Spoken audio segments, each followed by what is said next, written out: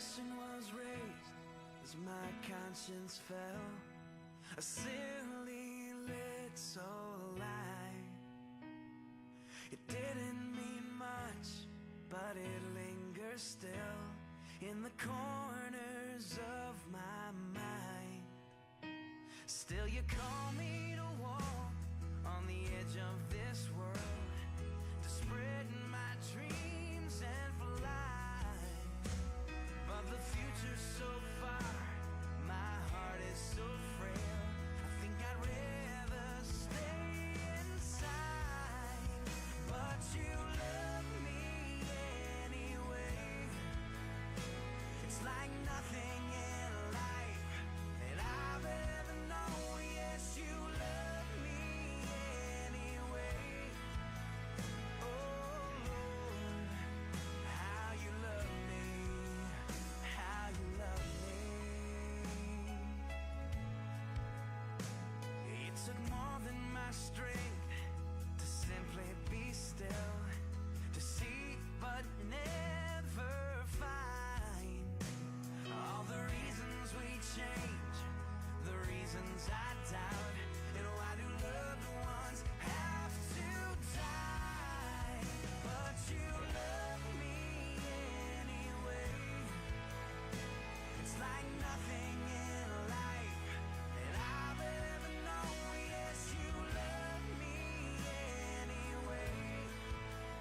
Oh Lord, how you love me.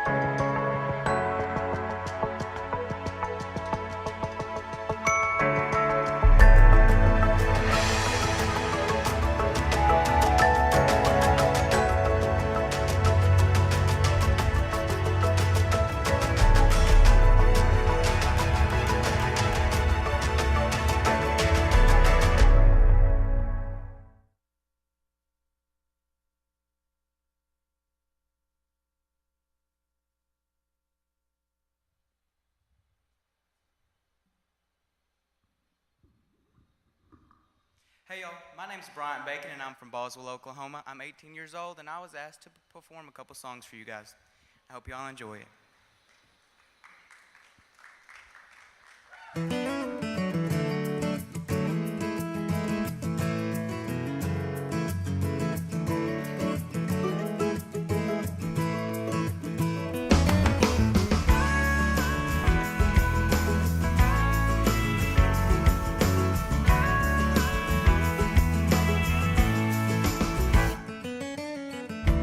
I woke up again this morning, and wouldn't you know it, pouring rain. I went and burned a pot of coffee, like us I poured it down the drain, 'cause I didn't know I needed you so, and letting you go was wrong.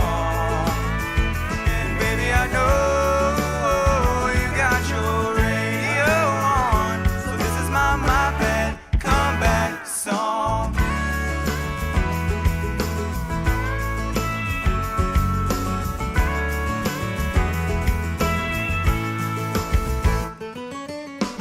I know I said I wouldn't miss you,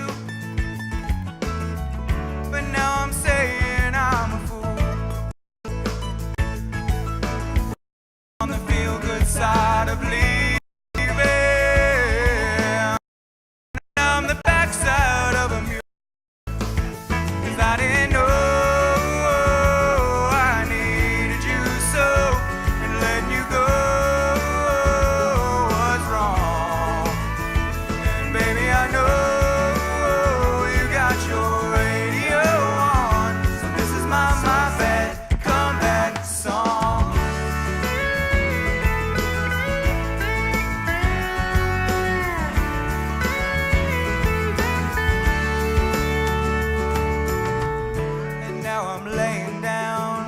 without you.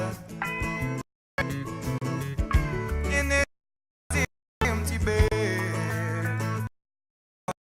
I wish I had my around you. Dream of you, dream of, 'cause I didn't know I needed you. Letting you go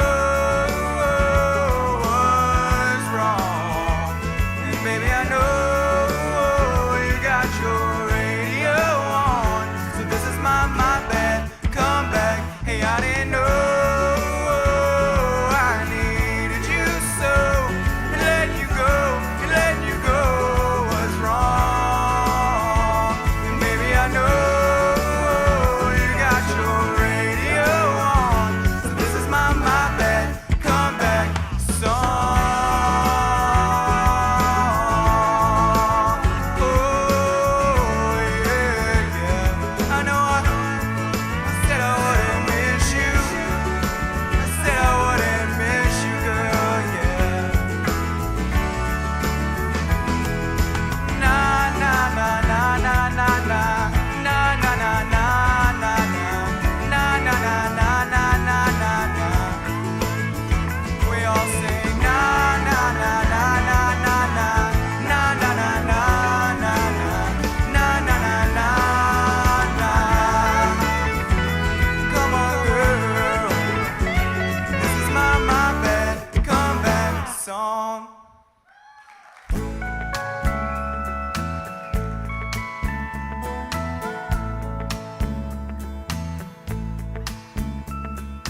Sun goes down on my side of town. That lonesome feeling comes to my door. The whole world turns blue. There's a rundown bar across the railroad tracks. Got a table for two way in the back, where I sit alone and think of losing you.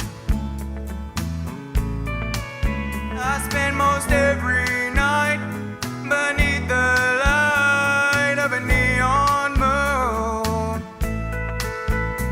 If you lose your one and only, there's always room here for the lonely to watch your broken dreams dance in and out of the beams of a neon moon.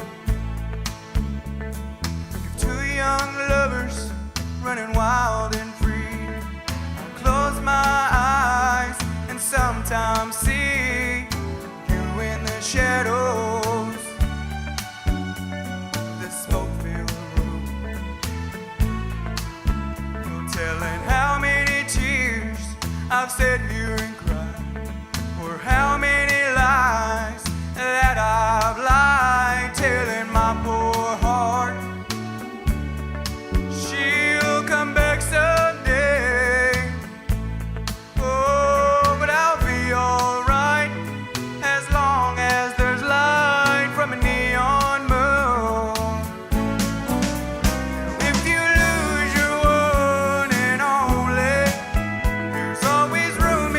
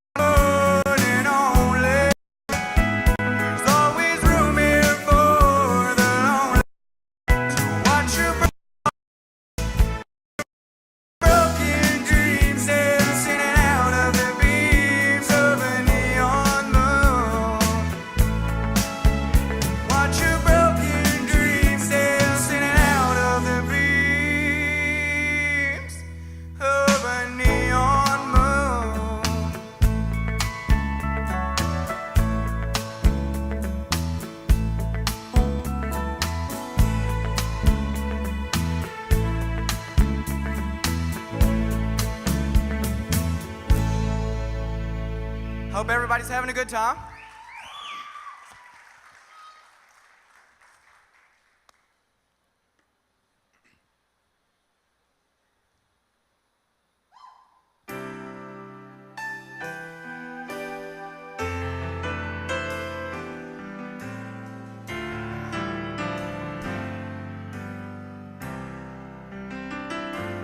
Day by day, we let love just walk away, and I'll be the first to say I was glad to see it going day by day. Ever since you went away, I find that I'm still missing you, and I've just got to know, does that blue moon ever shine on you? I wanna hold you close to me, feel just like it used to be. And baby, if you feel like I do, you can come to me. Does that blue moon ever shine on you? On my mind, you were right there all the time. I could search and never find someone that does me like you do. And here's the part where I'm giving you my heart.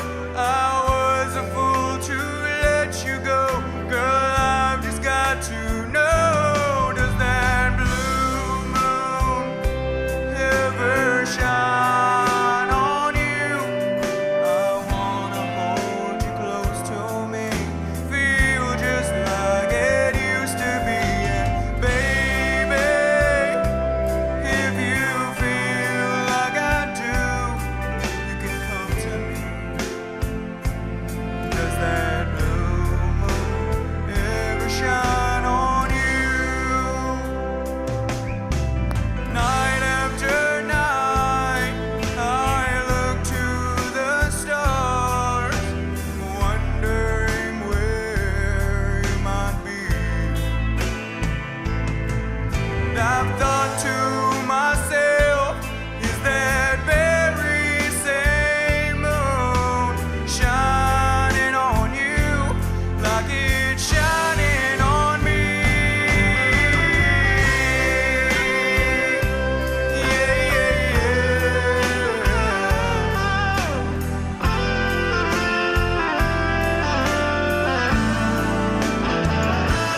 Does that blue moon ever shine on you? I wanna hold you close to me, feel just like it used to be. And baby, if you feel like I do, you can come to me. Does that blue moon ever shine on you?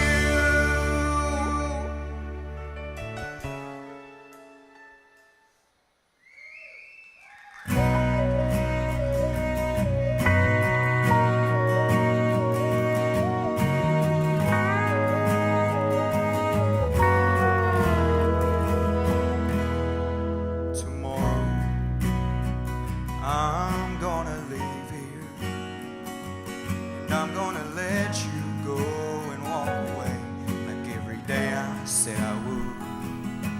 And tomorrow, I'm gonna listen to that voice of reason inside my head, telling me that we're no good. But tonight I'm gonna give it one last time, rock you strong in these arms of mine, forget all the regrets that are bound to follow. 'Cause we're like fire and gasoline, I'm no good for you, you're no good for me. We only bring each other tears and sorrow. But tonight, I'm gonna love you like this.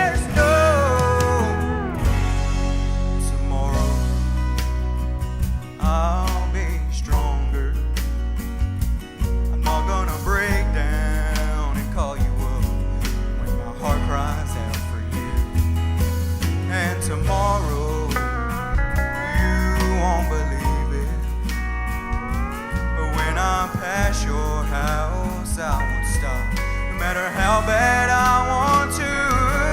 But tonight I'm gonna give it one last time. Rock you strong in these arms of mine. Forget all the regrets that are bound to follow. We're like fire and gasoline. I'm no good for you, you're no good for me. We only bring each other tears and sorrow.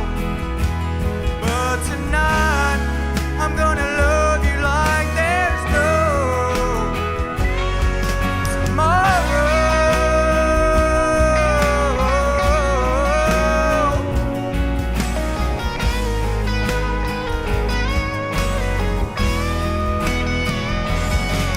Maybe when we're good, you know we're great, but there's too much bad for us to think.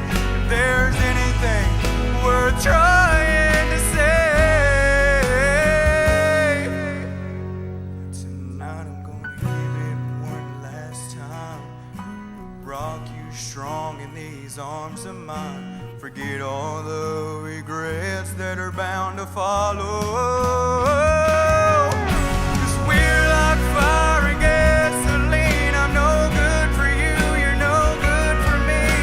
We only bring each other tears and sorrow. But tonight I'm gonna love you like there's no tomorrow. I'm gonna leave here, and I'm gonna let you go and walk away like every day I said I would. Thank y'all so much.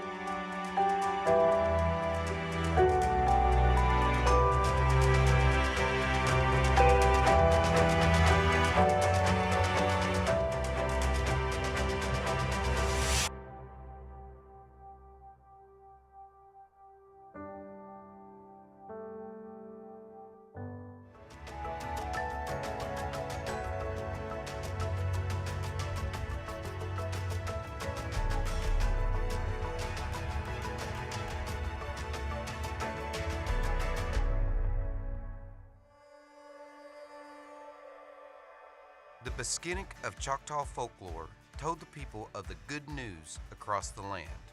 We continue our tradition of spreading faith, family, and culture. Chata athihaya tikba mahaya ka iwakaya cha anopa achukmaho ilishtafama. As our Choctaw people move into the future, we rise and meet them with the good news. This is Pageant.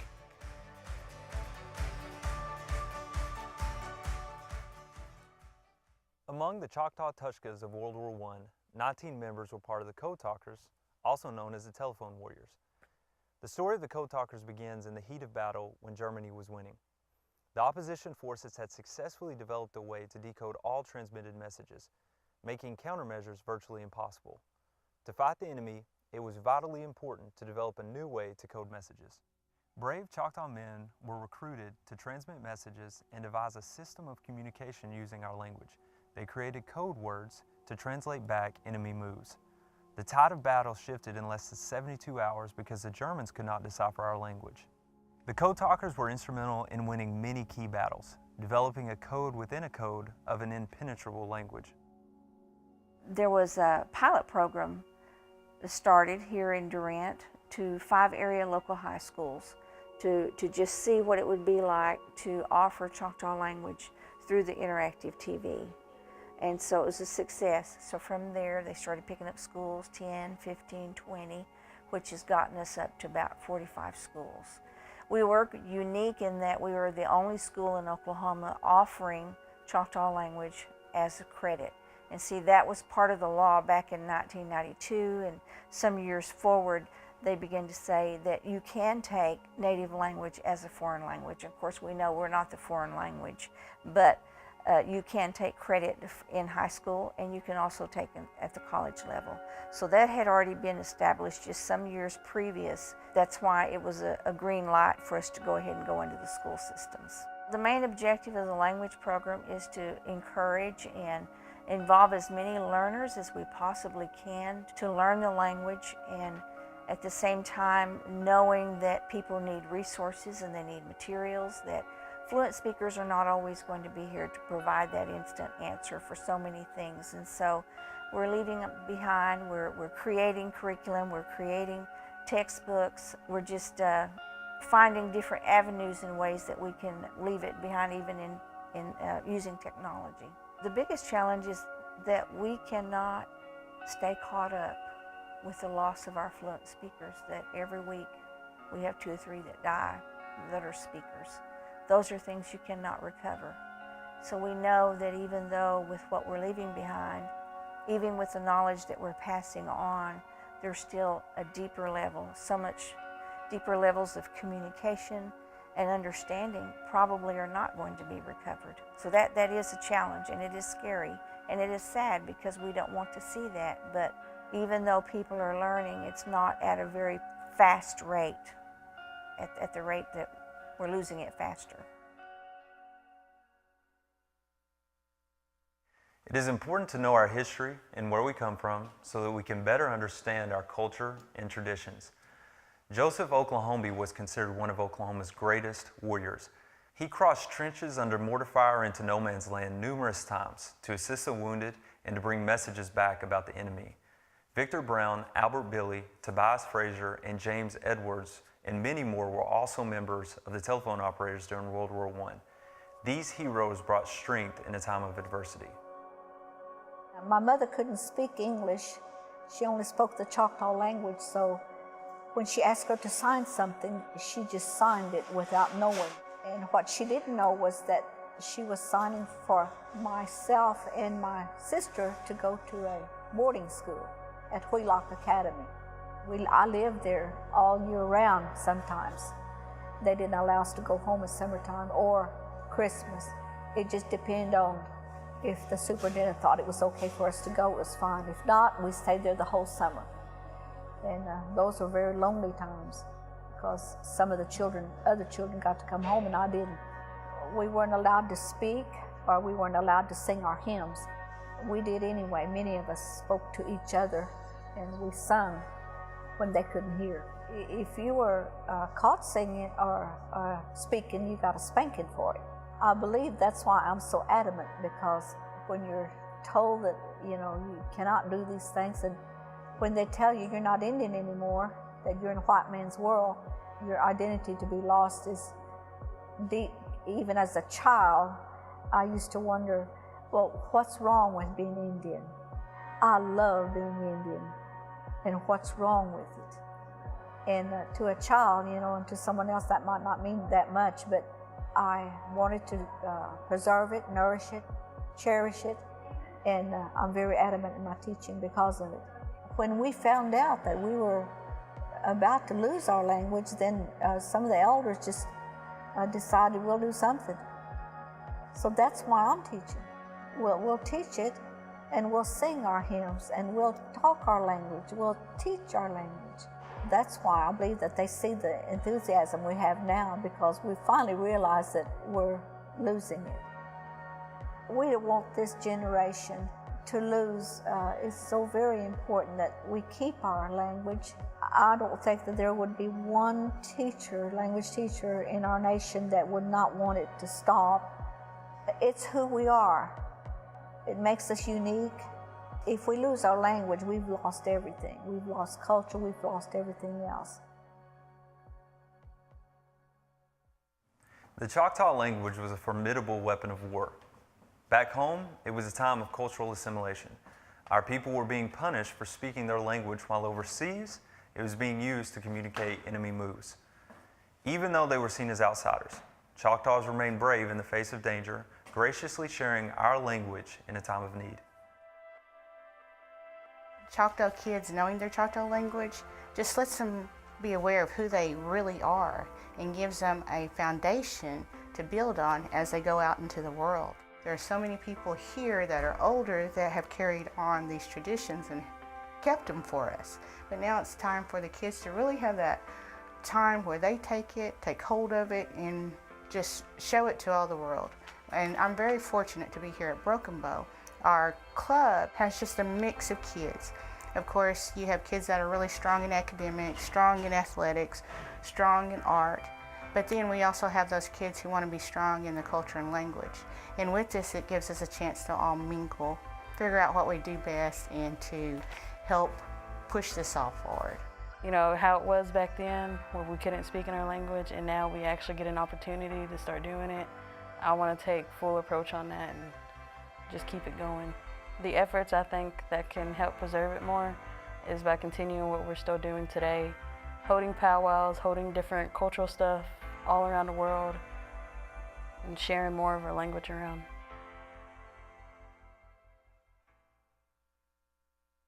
Where would we be without language, without communication?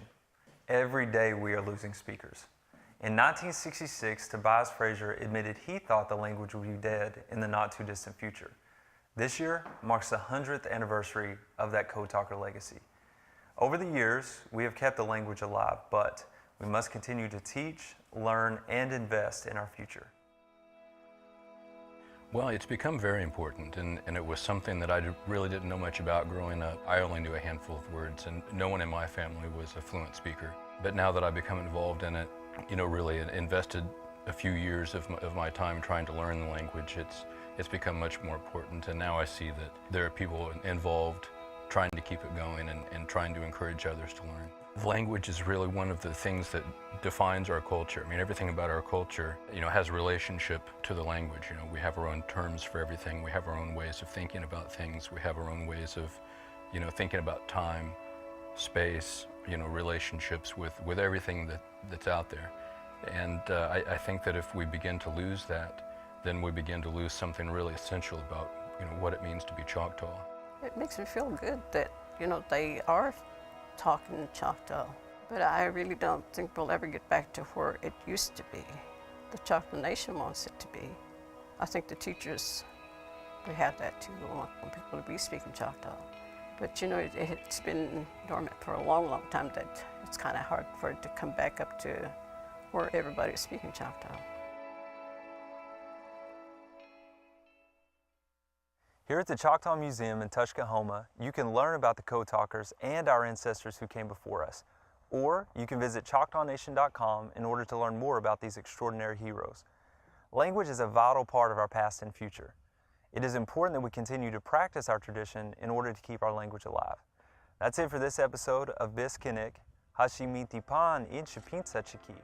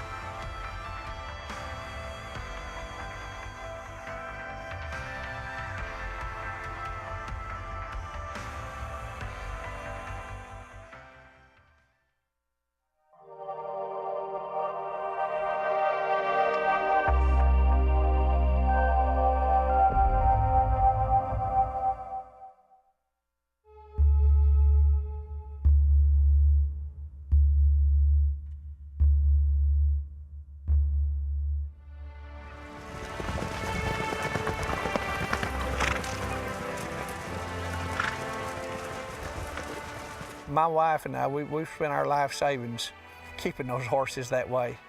We want them to stay just like we think that they were when the Choctaw people brought them here. And there's not a day that goes by, you know, not one day that goes by that these horses hadn't occupied my mind for 30 years. The Choctaw name for horse is Isolba, which comes from the words Isi and Holba. It means like a deer. And the fact that Choctaws would give the horse this name signifies its importance. The deer was the most important animal in Choctaw traditional culture. It was our main food animal. It was something that was intimately tied in with the Choctaw way of thinking about the world. At least 2,000 and probably many more Choctaw horses were lost on the Trail of Tears. But of course, a lot of them ended up coming into Indian territory, and they were used by the people here. Accounts from the time period talk about Choctaws hooking up plows to the horse and using them to plow the fields. Choctaws in Oklahoma developed a significant cattle economy. My understanding is that there are only about 350 Choctaw ponies left that we know about for sure. And conserving that breed is important because it's tied to 500 years of Choctaw history. For good or bad, they've been there and been a part of us for that long. This is my old buddy here. He's OKP. I can start to saddle another horse. This horse will come and crowd in between me and the other horse, want me to put my saddle on him. That's the only kind of horse I had when I was a kid, was a little Choctaw horse, because they were kind of considered by people in the quarter horse age at that time of being the inferior broomtail. Even though I could do anything with my horse, they ever did with theirs. And most of the time I could outdo it on her. See how wild she is. Whoa, whoa, whoa, whoa, whoa, whoa. How many horses can you do that to?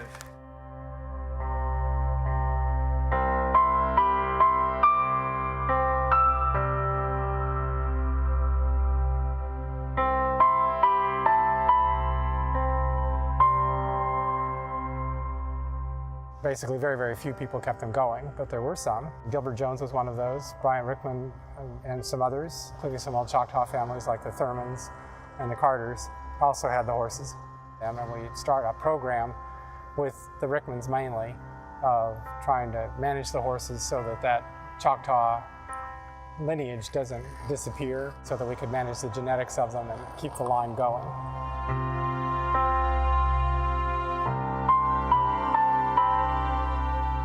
They're an example of a long relationship of a certain people with a certain animal. And so much as we save historic buildings or we save other monuments, this is a sort of living monument to a nation.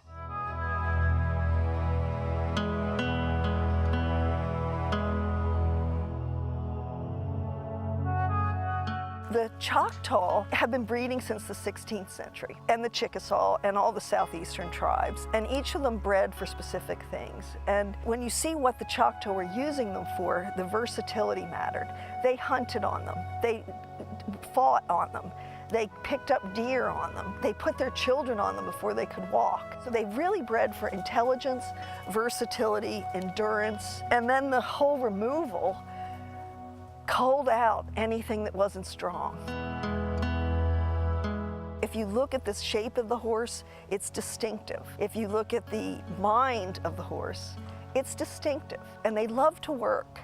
You know, the thing we notice is once they get a job and they know the person they're doing it with, they want to do the job.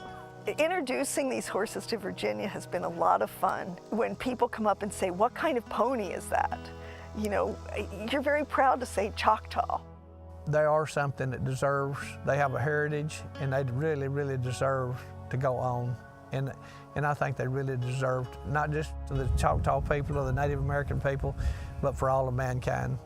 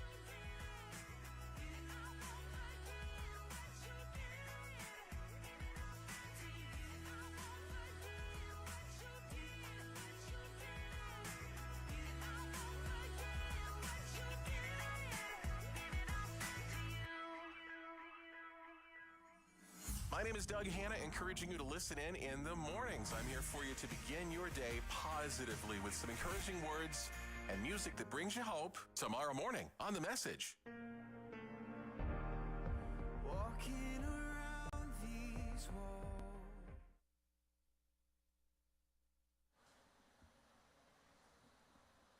Good afternoon. Welcome to the 2018 Choctaw Nation of Oklahoma Princess Pageant, live from Tuskahoma, the capital and heart of Choctaw Country. I'm Stacy Shepard, Executive Officer of Member Services. Would you please remove your hats, stand if you would like, if you can, for the prayer in honor of our Lord and Savior. Our Father, we come to you this evening. We thank you for a beautiful evening here on our Capitol grounds. God, thank you for the majesty that we see around us to just glorify you and know that you alone are God. God, tonight, this special occasion, I pray for each one of these girls that is participating, that is showing their respect and their love for their culture and their heritage that you have given us. Be with each one of them, bless them, help them to be calm and at peace as they represent themselves, their family, and this great nation. We pray these things in your name. Amen. You may be seated. It's my privilege tonight to introduce to you our MC, Gina Timberman. Gina graduated from Oklahoma State University in 1996 with a BA in English and was the recipient of the Outstanding Contribution to the Native American Community Award. In 1999, she graduated from the University of Oklahoma College of Law. She currently focuses her practice on Indian country business development relative to cultural tourism and managing issues related to cultural projects and museum administration. Gina is the founder of the Looksee Group, a consulting business that provides cultural direction for creative design in Indian country projects. She was recently engaged with the Choctaw Nation in the planning of the Choctaw Cultural Center. She currently serves as a consultant on the completion of the American Indian Cultural Center in Oklahoma City. Would you help me please welcome our MC tonight, Gina Timberman.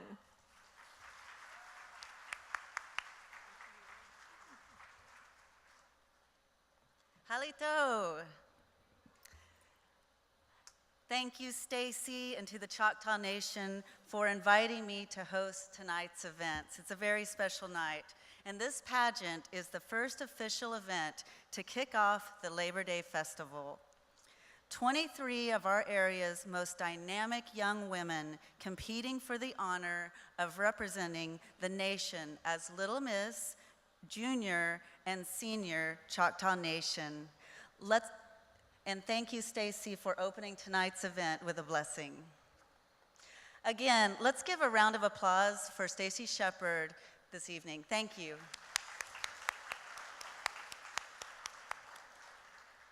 Also, tonight, this event is being live streamed for our audience at home by our Biskinik TV digital station with the help of our Biskinik TV crew. As most of the families of these ladies know, the path to tonight's stage is long, joyous, sometimes heartbreaking, sometimes exhilarating, but always exciting. Each lady here tonight started by winning their district pageant and then went on to an interview session. Here's a short video from that day. We have beauty pageants, and it's not the same because being in Choctaw pageants, it's more about learning about your history, learning about where these pageants came from, how it happened. I would like to be a Choctaw princess because it shows that we're a tribe working together to improve the environment and our tribe. For me, it's about just taking on the honor of my culture and also just trying to be a role model for different girls. I want to be a Choctaw princess because I love to represent my culture. We went to Ireland a couple of years ago. I didn't really realize how big of an impact that we made on people, and I feel like that we didn't just make it an impact in Ireland. You know, I just think being able to do that, you know, I really embrace my culture, and it just makes me feel really good. We like to be a Choctaw Princess just because of the opportunities it gives you for just so many cultural events and experiences. Going to powwows, telling other people about our culture, and who knows, they might be Choctaw from ancestors way long ago. In beauty pageants, yeah, that's cool, but in Choctaw pageants, they look at tradition, they look at history, they look at how much Choctaw you know and how much you want to learn. And get like into your tribe and to like know its past and like to know like where it's been and what it's gone through, and to be able to live out the respect in that and to be able to just have pride in it. But when you get out there, like during the interview, one thing that I always tell myself is this is just a conversation. I'm just telling them about myself, I'm telling them about my family, what the culture means to me, and everything that you do for your community, while also being grateful for what the people before you have done.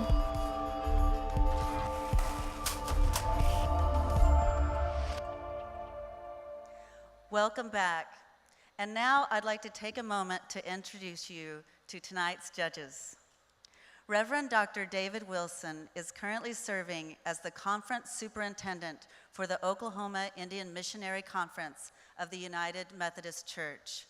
The conference is made up of 87 Indian Methodist churches in Oklahoma, Kansas, and Texas.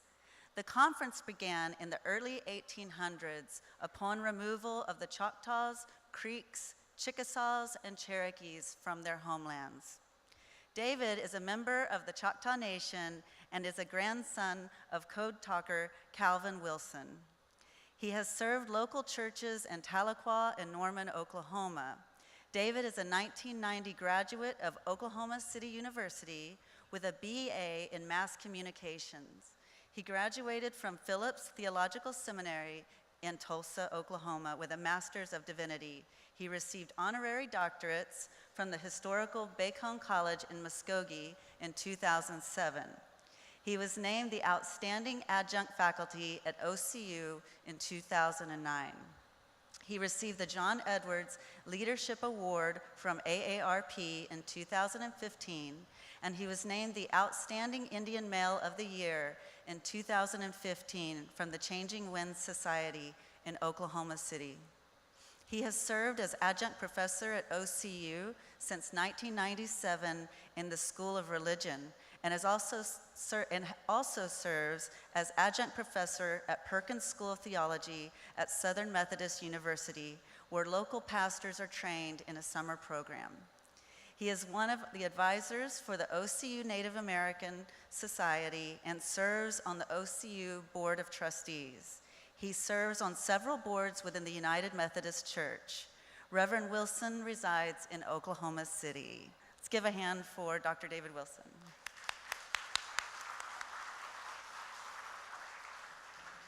Up next is Callie Youngblood.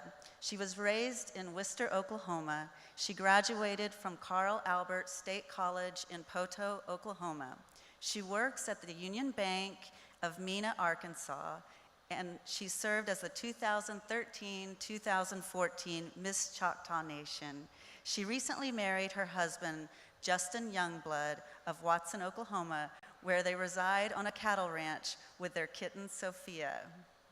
Let's give a hand for Callie Youngblood. Our next judge, a fluent Choctaw speaker from Fort Towson, Oklahoma, Dora Wickerson. She is an employee of the Choctaw Nation Language Department as a language specialist. She works on translations and teaches Choctaw to employees who want to learn the language.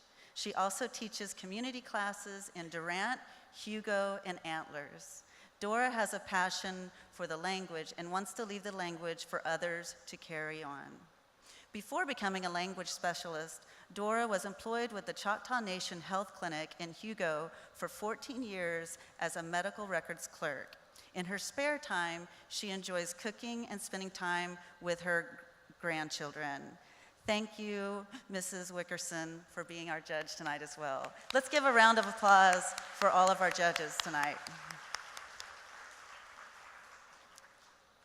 In the audience tonight, we have some very special ladies, past and present Native royalty from all over the state and country are in the crowd to show tonight's contestants support and engagement. Let's give them a round of applause.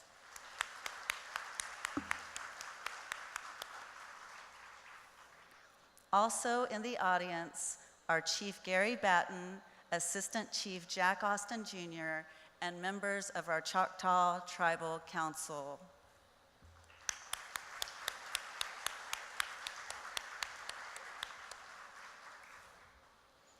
This year, we will start the pageant with the district winners from the Miss Division.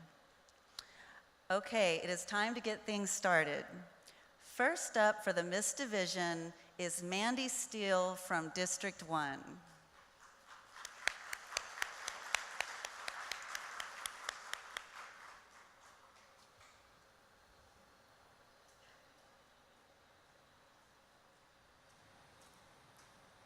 Hello, my name is Mandy Steele. I am representing District 1, and my councilman is Thomas Williston.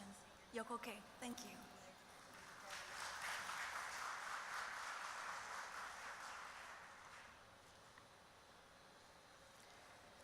Mandy from Idabel is the 22-year-old daughter of Shanna and Roger Steele. Mandy is a sophomore at Southeastern Oklahoma State University and a 2015 graduate of Hayworth High School. She is eager to graduate college and begin her career. Mandy was the District 1 Senior Miss Princess in 2015 to 2016 and 2016-2017.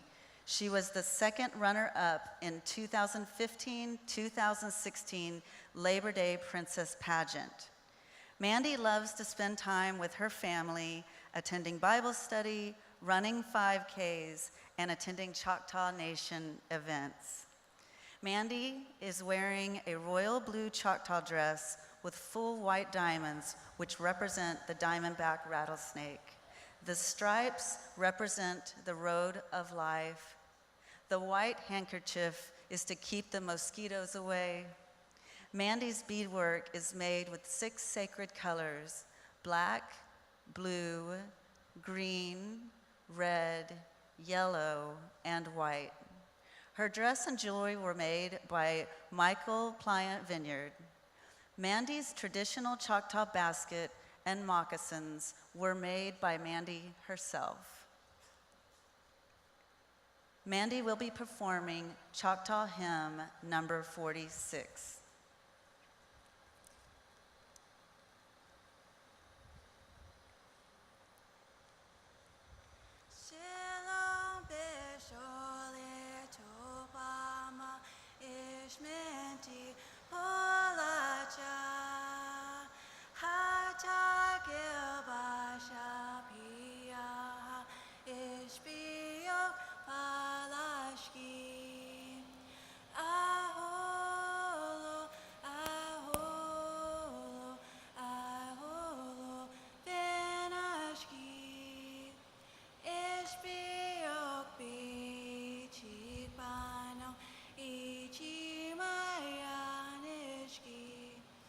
Okay, thank you.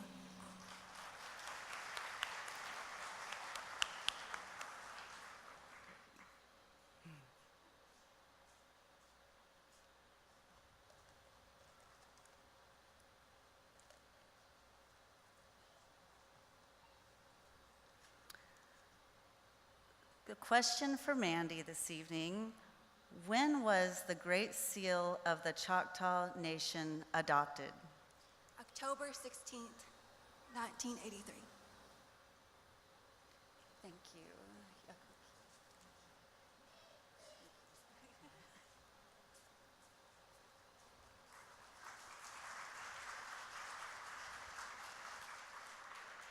Next up, we have from District 6, Reba Ludlow.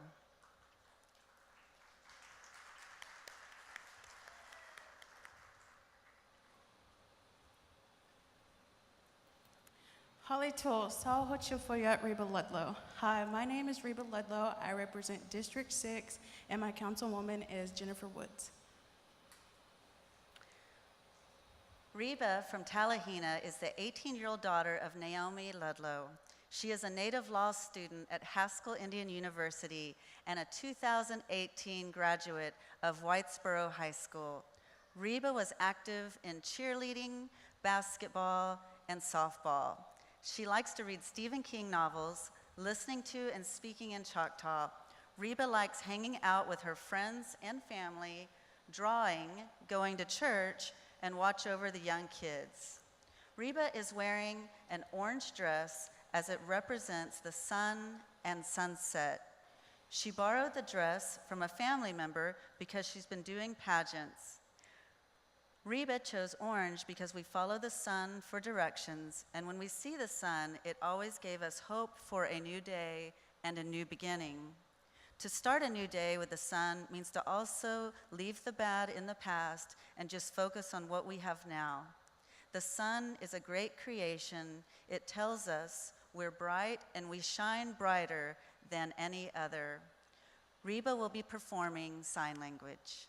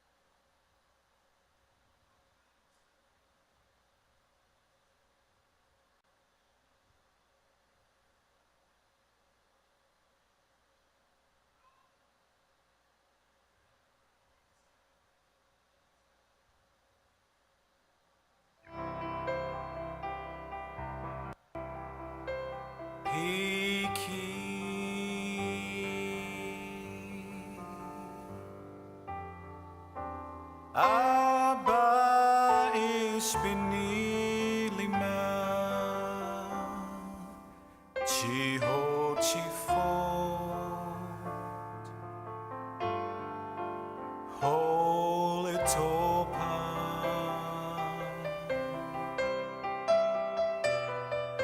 chiyak nit minti nana ish anika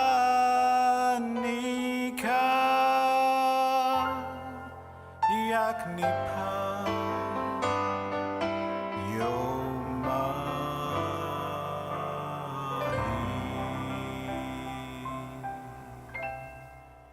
Himmak nitak ishpi pita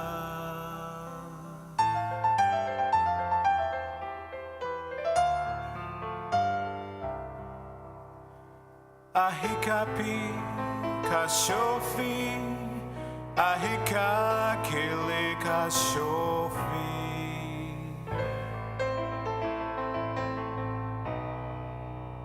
Anok palika ish pilawelina Nanok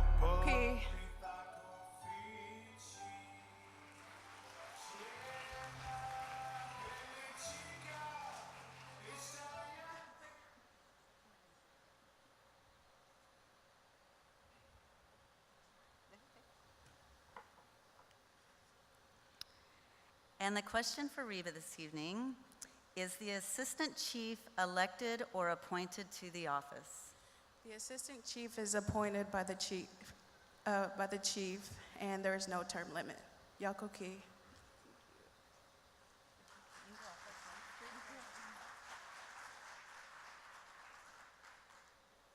Next up, we have from District 7, Lauren Ruth Crosby.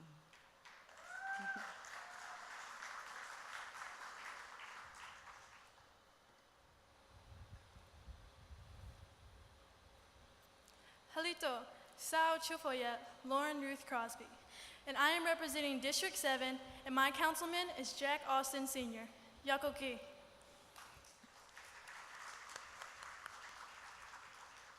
Lauren from Wright City is the 18-year-old daughter of Elizabeth and Kenneth Crosby. She is a freshman at Carl Albert State College and a 2018 graduate of Wright City High School. Lauren held the title of Junior Miss Choctaw Nation 2015 to 2016, Miss Lumberjacks 2017. She was a student council president, co-captain for the basketball team and the cheerleading squad. Lauren has been honor show choir all district for 3 years. Lauren loves to sing at church, learn new Choctaw hymns, hunt, fish, swim, play stickball, and eating. She likes spending time with family and friends and eating her favorite food, Indian tacos. Lauren is currently attending Eastern Oklahoma State in Idabel and is working on a general education major. She plans on moving to Southeastern Oklahoma State University to finish her degree to become a teacher. Lauren is wearing a purple and yellow dress. The trim is yellow stickball and sticks with a yellow apron. She is wearing a clear web necklace. Her jewelry consists of a 3-tier necklace, earrings, and ribbon holders. Lauren's beadwork is amethyst, purple, satin yellow with crystal gems in a swirl pattern. Her jewelry was made by Jennifer Davidson, and her web necklace was made by her mother. Lauren will be performing Choctaw hymn number 21. Jehovah Oshimagosh,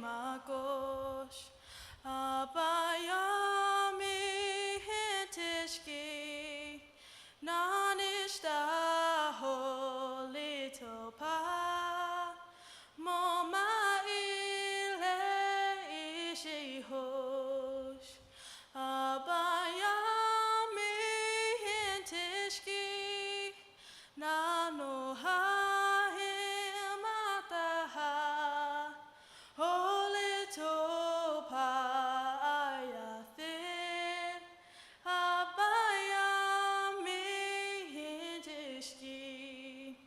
Jesus Apamachikat Hachemata Hocho Chihuahua Hoshimakosh Abayami Hintishki Chihuahua Hoshimakosh Oklamo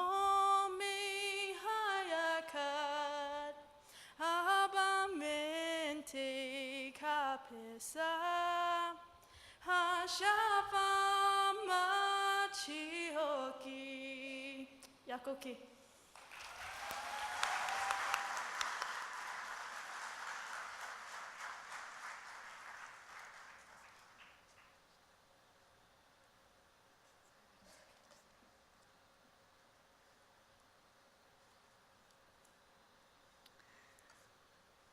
Our question for Lauren this evening: what is one of your goals if you win the Choctaw Nation crown? One of my goals is to help and encourage more young ladies to be in these pageants. And not only that, but to encourage the youth of our Choctaw Nation to get more involved in our culture and to learn more about their heritage. Yakoki.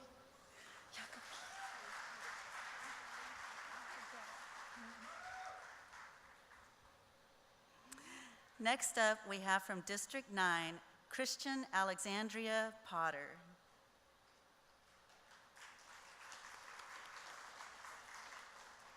Christian from Durant is the 20-year-old daughter of Letitia Potter. She is a junior at Southeastern Oklahoma State University and a 2016 graduate of Durant High School. Christian is a secretary for SOSU College Republicans and published The Green Eggs and Hamlet for SOSU. She helped write a script that won Best Film of the SOSU Film Festival. Christian likes to spend time reading, writing, listening to, and making music. She likes filming short films, spending time with her family, and volunteering at the Bryan County Pregnancy Center. Christian's wearing a royal blue cotton dress with white trim and white diamonds. The diamonds represent the diamondback rattlesnake, and white trim represents the road of life on which we walk. Her jewelry is white with blue, red, orange, yellow, and black. Christian carries a red feather fan accented with a beaded leather fringe. She is wearing ceremonial ribbons, white for north, red for east, yellow for south, and black for west. Blue for the sky and green for the earth. Christian's dress was made by Choctaw artist Teresa Jefferson, her fan made by District 9 seniors. Christian will be performing storytelling Robin Redbreast. Halito, Soha Chithuet Christian Potter. I'm representing District 9, and my councilperson is Mr. James Dry. Tonight, I'll be telling you the Choctaw legend of Robin Redbreast. Chief Oklahoma's son came of age to receive his guiding dream that would help him become a famous warrior. I do not want to be a warrior, the boy said to his father. Let me stay at home. Let me be a peacemaker. You are 14 years old. You will dream, the chief said. I will not be disgraced by a son who is afraid to go to war. I cannot dream, but I will go, the boy said. He knew he must obey his father, even to the death. He went into the woods alone, as all Indian boys do, to fast and to sleep until the Great Spirit sent him his guiding dream. Days and nights passed, but no dream came. The days grew long and hot, and he endured until he couldn't anymore. He went back to his father. Father, I am perishing. Let me rest and go again another time. No, sternly spoke the chief.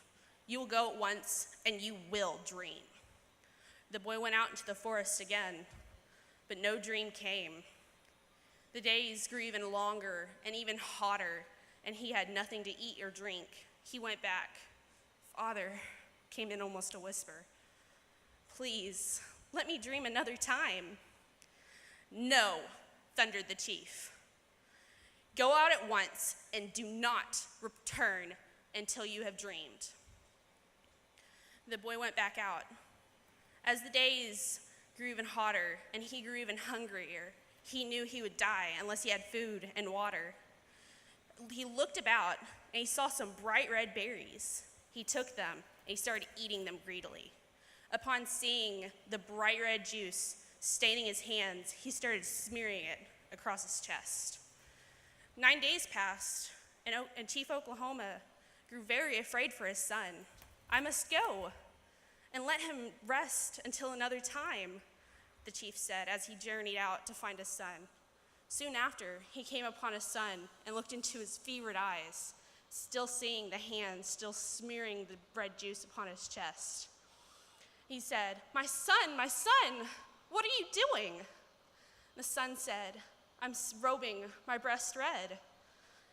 The chief knew his peace-loving son would die, and as he cared for him, the young man passed.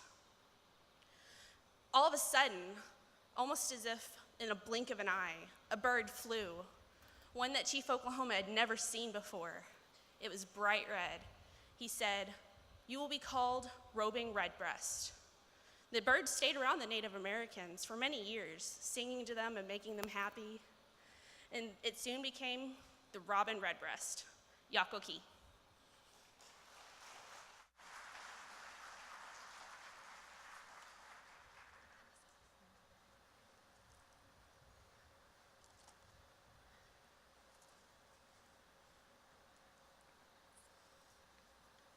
And your question for this evening: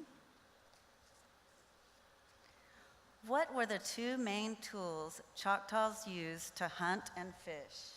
The two main tools that the Choctaw used to hunt and fish wore a long blowgun and a bow and arrow. Yakoki.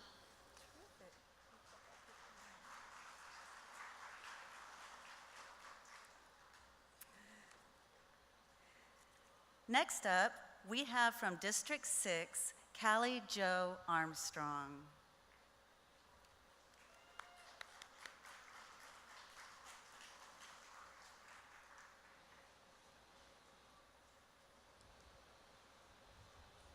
Halito, my name is Callie Armstrong and I'm representing District 10 and my councilman is Anthony Dillard. Callie Jo from Caney is the 19-year-old daughter of Mandy Lawson and Mike Armstrong. She is a student at Southeastern Oklahoma State University and a 2017 graduate of Caney High School. Callie was class president, member of the National Honor Society, and a member of BPA, Business Leaders of America, FCCLA and FCA, and captain of the basketball team. She participated in the Oklahoma State Senate Page program. Callie is attending college and working full-time with limited time for leisure activities. Callie's wearing a coral cotton dress and a white apron with a full diamond applique. The diamonds represent the diamondback rattlesnake. Callie's jewelry is sunburst design with white, red, yellow, and orange colors. She is wearing a handkerchief medallion, silver bugle bead colored necklace, double medallion necklace, ribbon holders, and matching earrings. Callie completes her look with brown moccasins and a river cane basket. Her jewelry was made by Shirley Ludlow and her dress by Choctaw artist Teresa Jefferson. Callie will be performing the Lord's Prayer in sign language.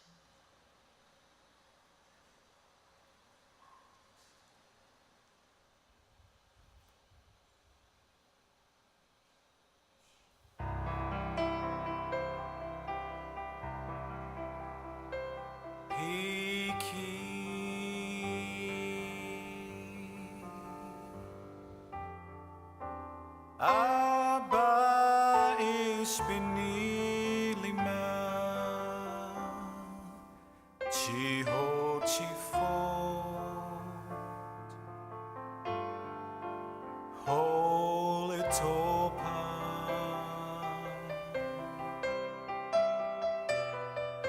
Chiyak Nit Minti, Nana. Anika yaknipa yomahi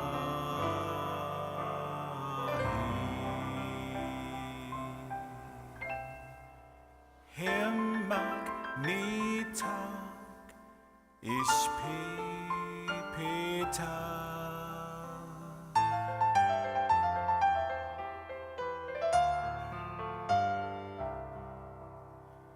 Ahikapi kashofi, ahika kele kashofi.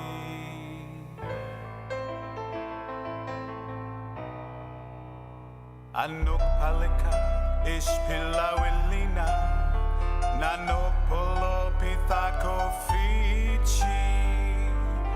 Chema pelichika ishtayanti. Holy Topa yat bilia.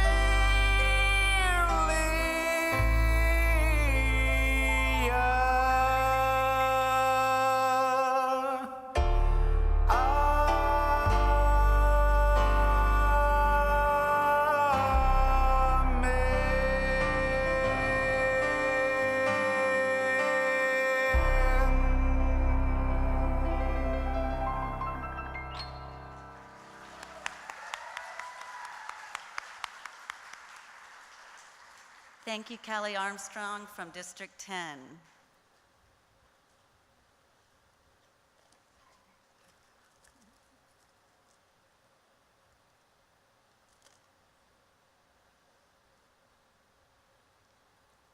And Callie, your question for the evening, When was the current Choctaw Constitution adopted? The current Constitution was adopted in July 9th, 1983. Thank you.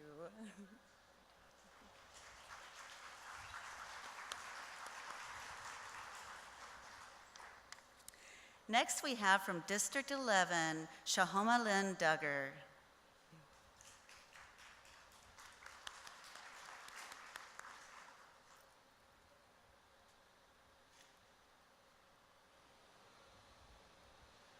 Halito, my name is Shahoma Duggar. I am representing District 11, and my councilman is Mr. Robert Pate.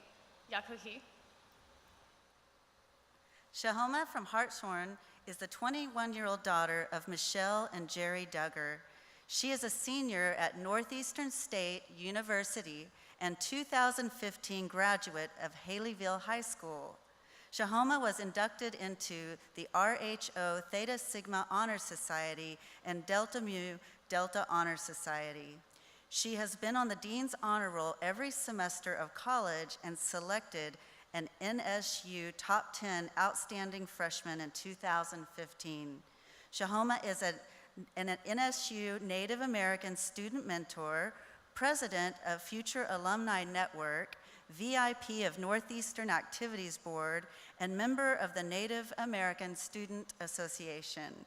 She likes to spend her time volunteering at the Income Tax Assistance Program, various church activities, and is the Faith Riders Youth Director at church.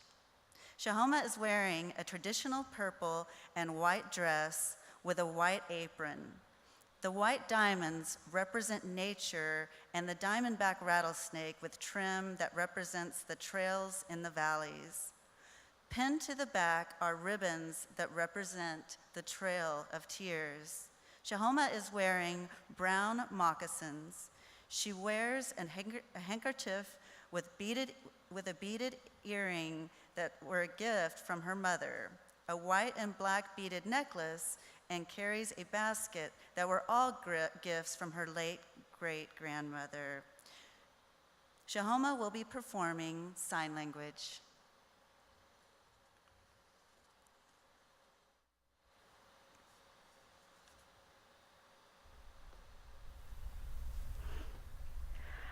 Shiloh, Bisho, Lito, Pama, Ishbi, Tipu, Lacha, Ata, Gilbasha, Pia, Ishpi, Yog, Palashki, Pichu,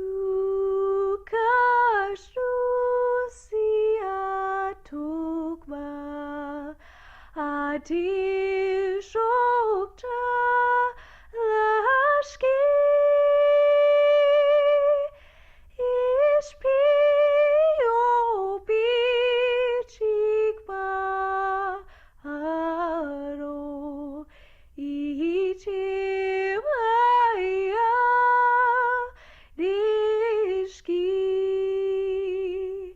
Shiloh, Bisho, Lito, Pama, Pia, Dukvi, Lahat,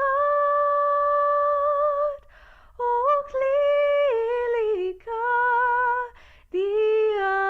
Diahoka, Ishpi, Adobashki,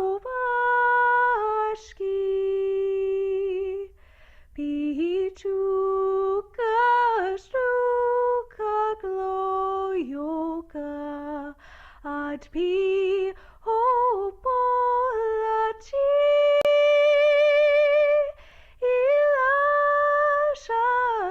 Ilashachika, Yoga, Ishpika, Shofashki.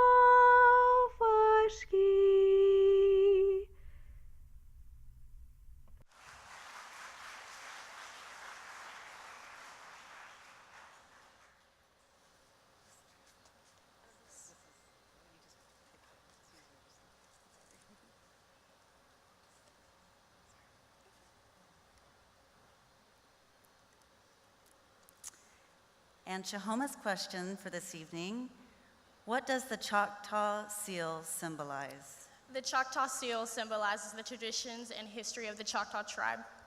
Yakoki.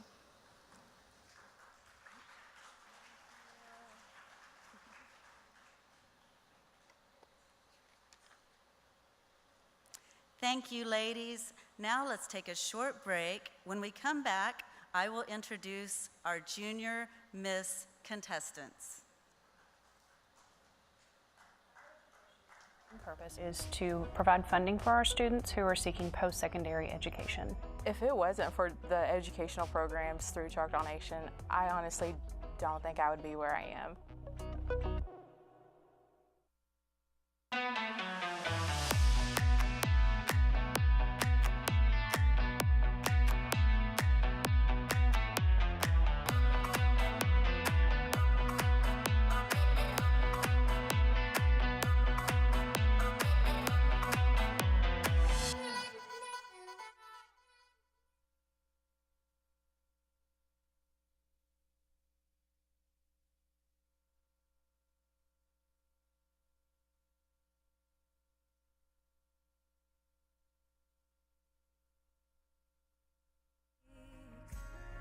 And you know I give anything for a remedy.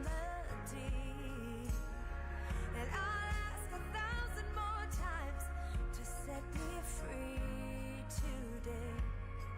Oh, but even if you don't, I pray.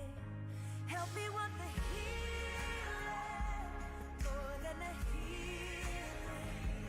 Help me want the Savior more than the saving.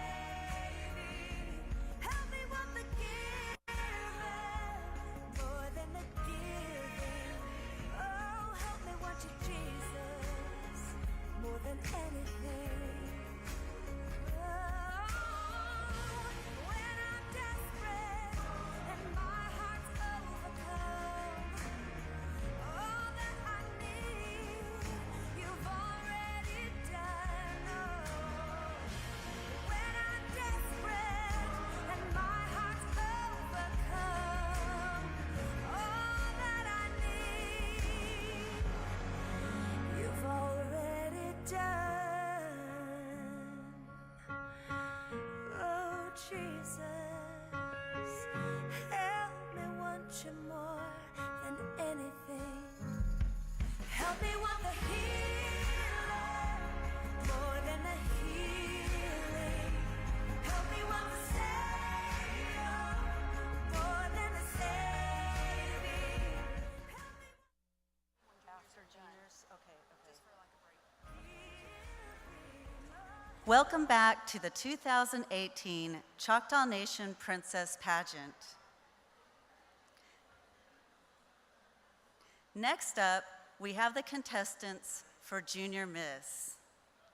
First up is Chaseley Grace Roberts from District 1.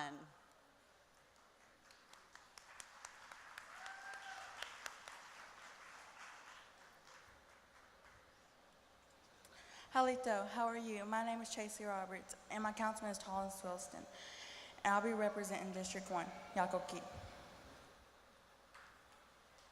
Chaseley from Idabel is the 13-year-old daughter of Lindsay Roberts. Chaseley is in the 7th grade at Denison Public Schools. She has received awards in reading, math, and science. Chaseley won 3 medals and qualified for the ORES 7th and 8th grade state track meet in the field events. Chaseley likes to spend her free time with her family and friends. She loves to cook and talk on the phone. She attends Grace Assembly Church, where she is active in the youth group and helps with the daycare. Chaseley plays AAU basketball with the MC6 Storm. She enjoys playing stickball and dancing with Presley Byington Choctaw Dance Group.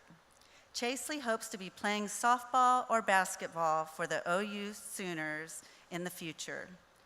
Chaseley is wearing a traditional red Choctaw dress with full white diamonds. Her apron is white with red diamonds. She has circles and crosses along the trim and neckline. The full diamonds symbolize the eastern diamondback rattlesnake. The circles and crosses symbolize the sun and stars. Her jewelry is red, white, yellow, and black. The jewelry set includes a medallion, matching earrings, a belt, and ribbon holders. The 6 ribbons on her back, red, yellow, black, blue, green, and white, represent 6 sacred colors. Chasely is wearing brown moccasins. Her silver collar was made and gifted to her from her great aunt, Anna Wesley. Her dress was made by Carolyn Bohannon. Chasely will be performing I Can Only Imagine in sign language.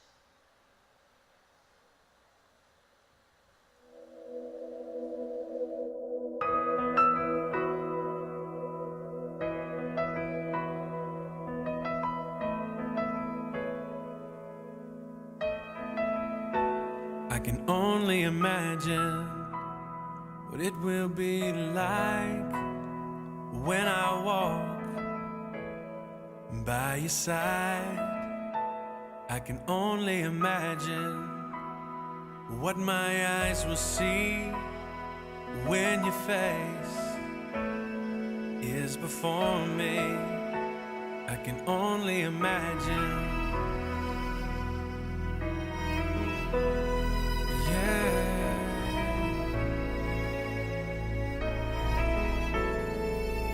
Surrounded by your glory, what will my heart feel? Will I dance for you, Jesus? Or in awe of you be still? Will I stand in your presence?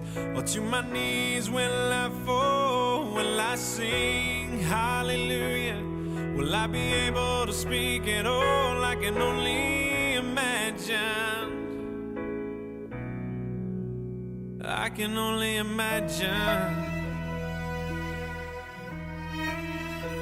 I can only imagine when that day comes and I find myself standing in the sun.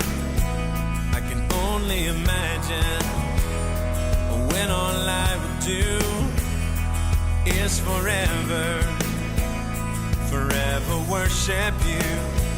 I can only imagine, yeah. I can only imagine. Surrounded by your glory, what will my heart feel? Will I dance for you, Jesus? Or in awe of you be still? Will I stand in your presence? Or to my knees will I fall? Will I sing hallelujah? Will I be able to speak at all? I can only imagine. Yeah, I can only imagine. Surrounded by your glory, what will my heart feel? Will I dance for you, Jesus? Or in awe of you be still? Will I stand in your presence? Or to my knees will I fall? Will I sing hallelujah? Will I be able to speak at all? I can only imagine. Yeah, I can only imagine. I can only imagine. Yeah, I can only imagine. I can only imagine. I can only imagine.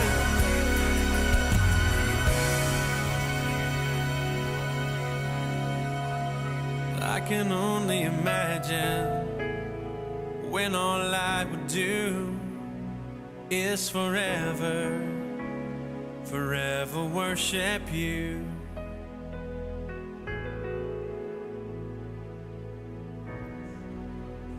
I can only imagine.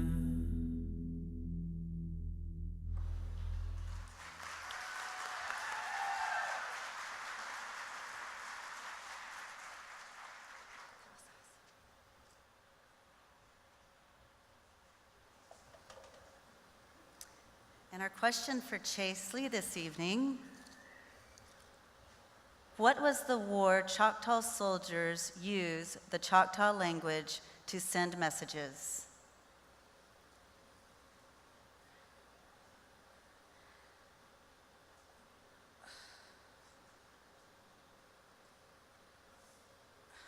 I don't know, I'm sorry. I'll figure it out soon. Thank you.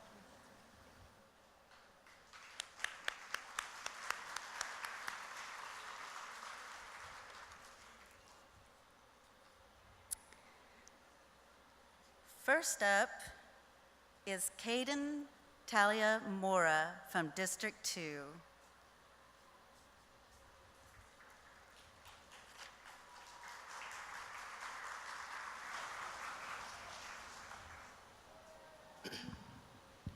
Halito. My name is Kata Mora. I proudly represent District 2, and my councilman is Tony Ward. Caden from Broken Bow is the 14-year-old daughter of Christy Jefferson. She is a freshman at Batiste Public School. Caden is involved in basketball, softball, YAB, which is the Choctaw Nation Youth Advisory Board, FCCLA, and is on the AB Honor Roll. She likes to fish, camp, and spend time with her family and friends. Caden participated in summer internship program with Choctaw Nation youth leaders. Caden is wearing a peacock-colored Choctaw dress with a white apron. The trim symbolizes the mountain and valleys with a path or trail beside it. The diamond is said to symbolize respect for nature, such as respect for the diamondback rattlesnake. Caden's ruffles are X's and circles to represent a stickball and stick, kapashtali. Her jewelry includes earrings, medallion, 2 ribbon holders, and a shoulder necklace with a thunderbird design. Caden's collar necklace is a diamond lace design made by her great aunt Brenda James. Her jewelry was made by her great aunt Eunice Bohannon. Caden's dress was made by her great aunt Carolyn Bohannon. She completes her look with a white handkerchief and white moccasins. Caden will be performing Choctaw Hymn number 12.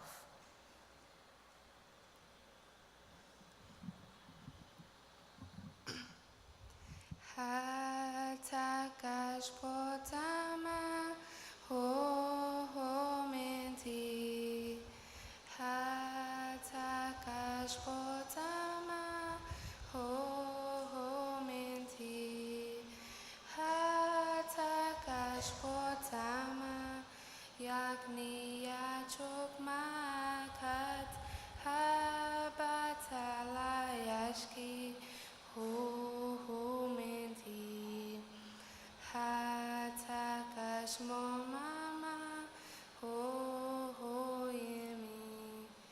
Hatakash mama ho yemi. Hatakash mama Jesus Emmanuel Hashyemi Polashki ho yemi. O kalai momakat ki kilia. O kalai momakat ki kilia. O kalai momakat Jesus piholos piatobat ilit falamatani tok ki kilia yakoki.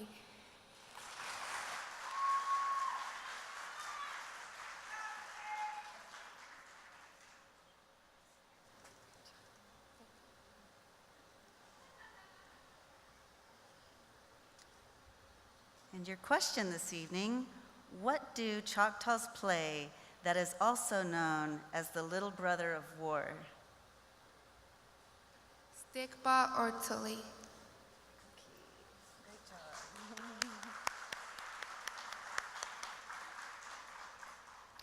Next up, we have from District 3, Ariana Ludlow.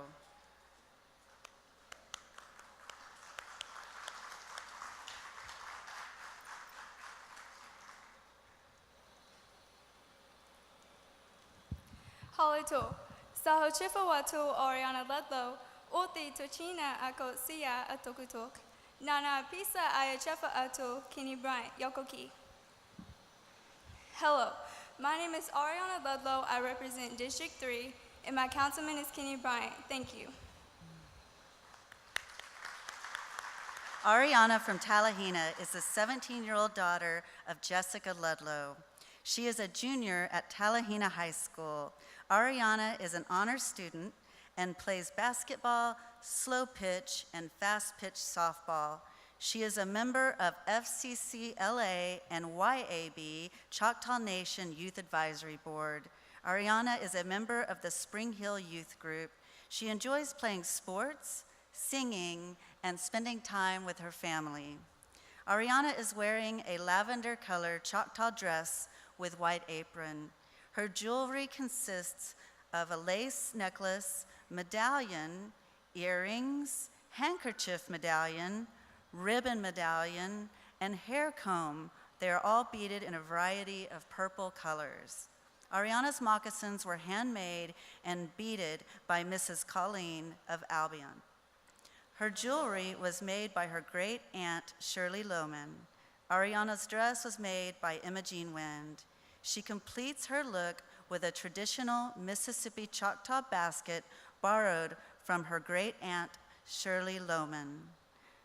Ariana will be performing Choctaw Hymn number 184. Himagninaga chata numpa aba shaloa, tatipa achafa pokole untachina, akocha usha tilolaji, Yakoki. Nitaka mitishki, choka shoto pakio, hoshoti yariksho, nishkin okchiachila, choka shakonasi, abaya onalikma, nitakma holitopa, chihoki. Nitaka chokmachi, oh Jesus, pisolikma, nashoka pisolachi, siyokcha lichimicha, saiba kishicha, abayak niachokma,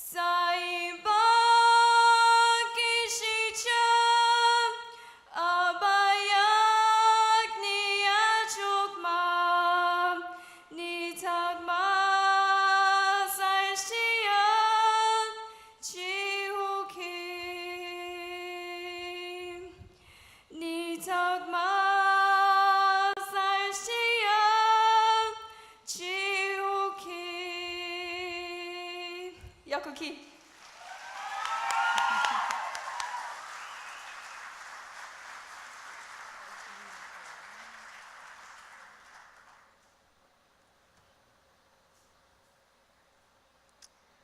Your question for this evening, Ariana, what does the unstrung bow on the Choctaw seal represent? Peace yet preparedness for defense with 3 arrows ready. Yokoki.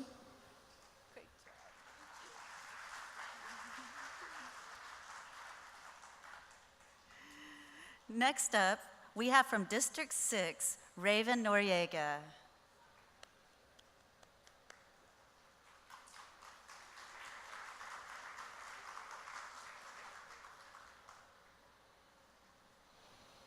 Halito, Jehophayat Raven Noriega. Hello, my name is Raven Noriega. I represent District 6 and my councilwoman is Jennifer Woods. Yokoki.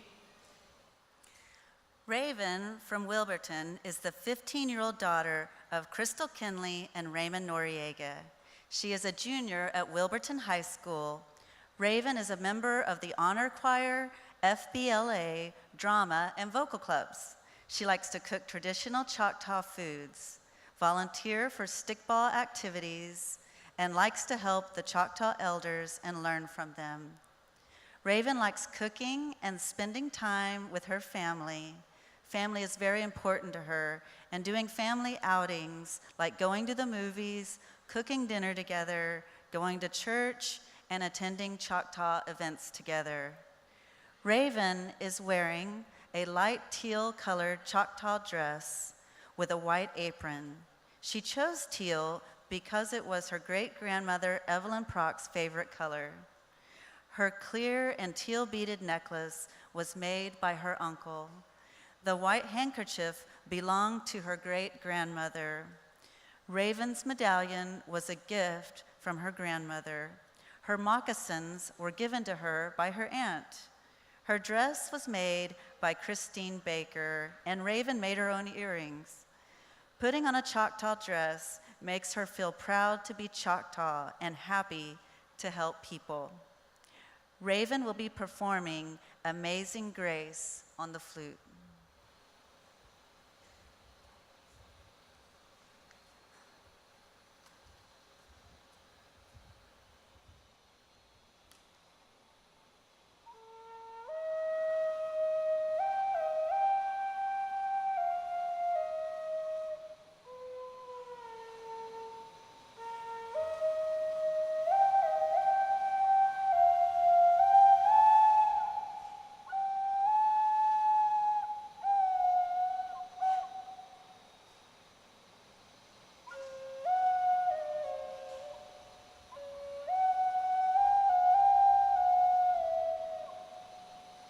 Yokoki.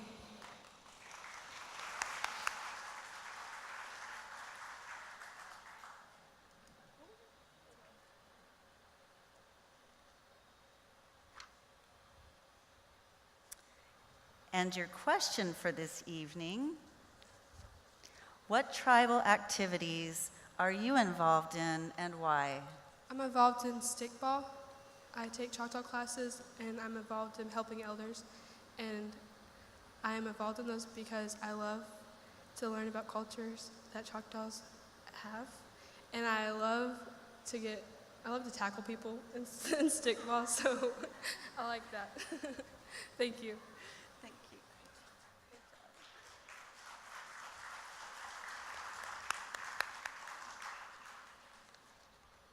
And now, from District 7, we have Emily Forbett.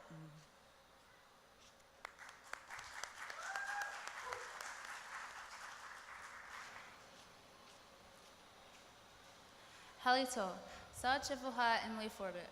Otian Toklo Amitili Mitra Am Otiat Jagasan Senior. Yakubu. Emily from Wright City is the 17-year-old daughter of Melissa Maytubby. She is a junior at Wright City High School. Emily is on the honor roll and has received awards for perfect attendance and foreign language class. She likes to sing, dance, playing with her little brother, and spend time hanging out with friends and family. Emily also likes to go shopping. Emily is wearing a sunrise yellow dress with embroidered purple diamonds and a purple apron embroidered with yellow diamonds, which represent the diamondback rattlesnake. Her jewelry is 2 earring medallions, 1 medallion on her handkerchief, 2 medallion ribbon holders, and 3 more medallions as her necklace with a purple and yellow shoulder necklace. Emily's beaded jewelry is purple and diamond yellow around Swarovski crystal gems. Her ribbons are red, white, blue, purple, green, brown, and yellow. Emily's dress was made by Minnie Jones. Her medallions were made by Jennifer Davidson, and her collar necklace was made by Laura Buss. Emily will be performing Choctaw hymn number 21. Abba pinchi toka kayar ohili kostinenchi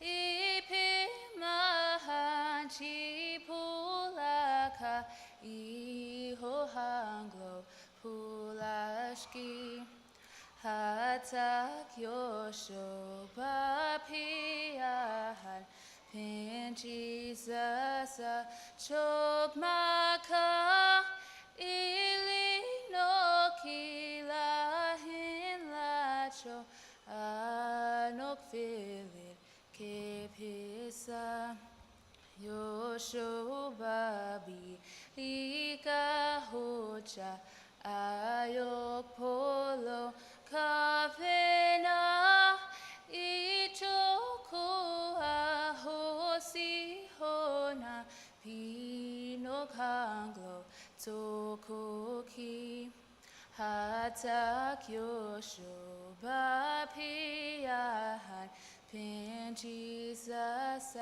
chokmaka ili no kila hin lacho anok filit kipisa yakoki.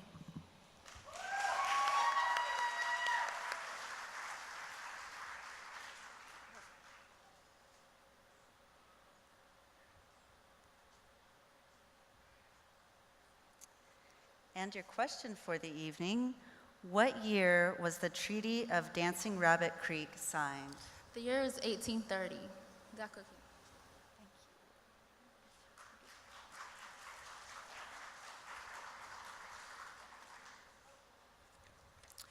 And now from District 9, we have Kaylin Cherish Beller.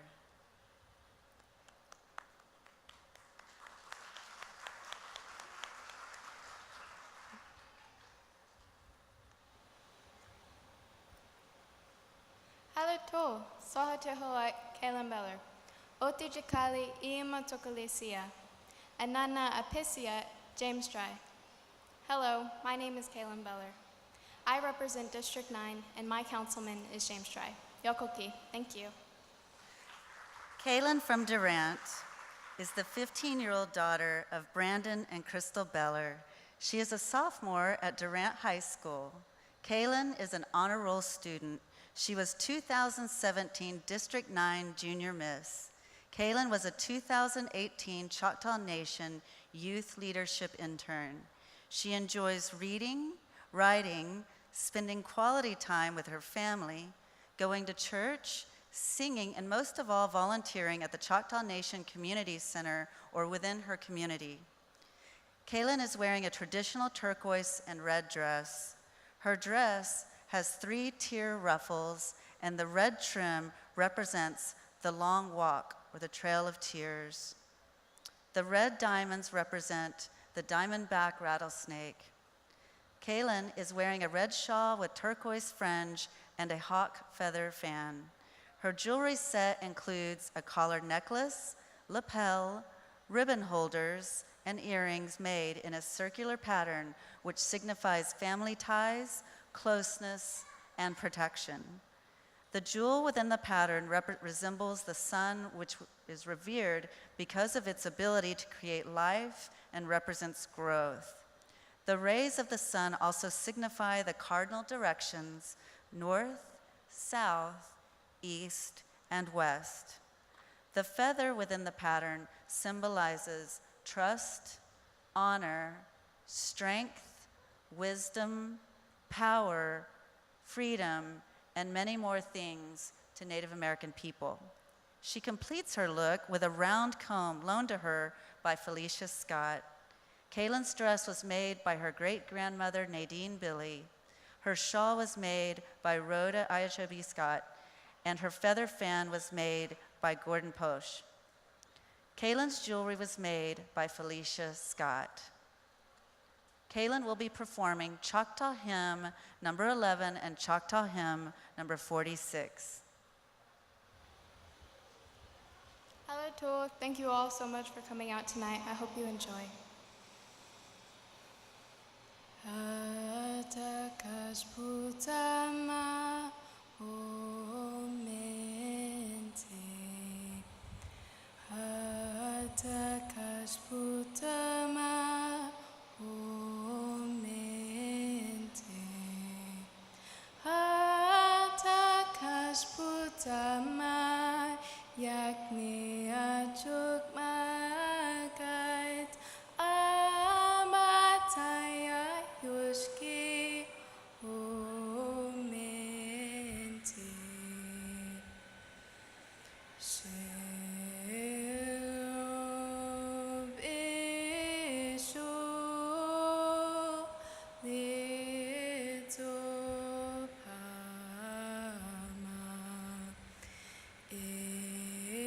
Ishmintipu laja hatakilpa shapi aham Ishpiyukpa Lashki.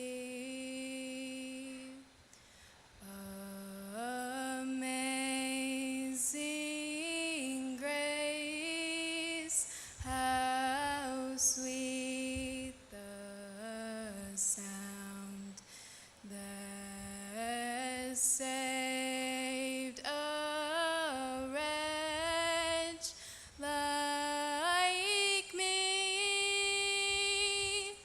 I once was lost, but now I'm found. Was blind, but now I see.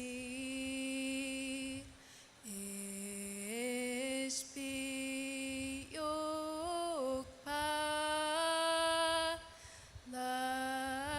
Lashki. Yokoki.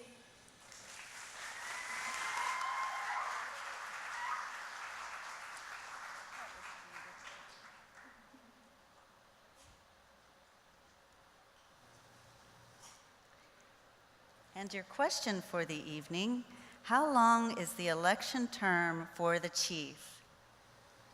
The election term for the chief is 4 years, then followed by a new election. Thank you, Yokoki.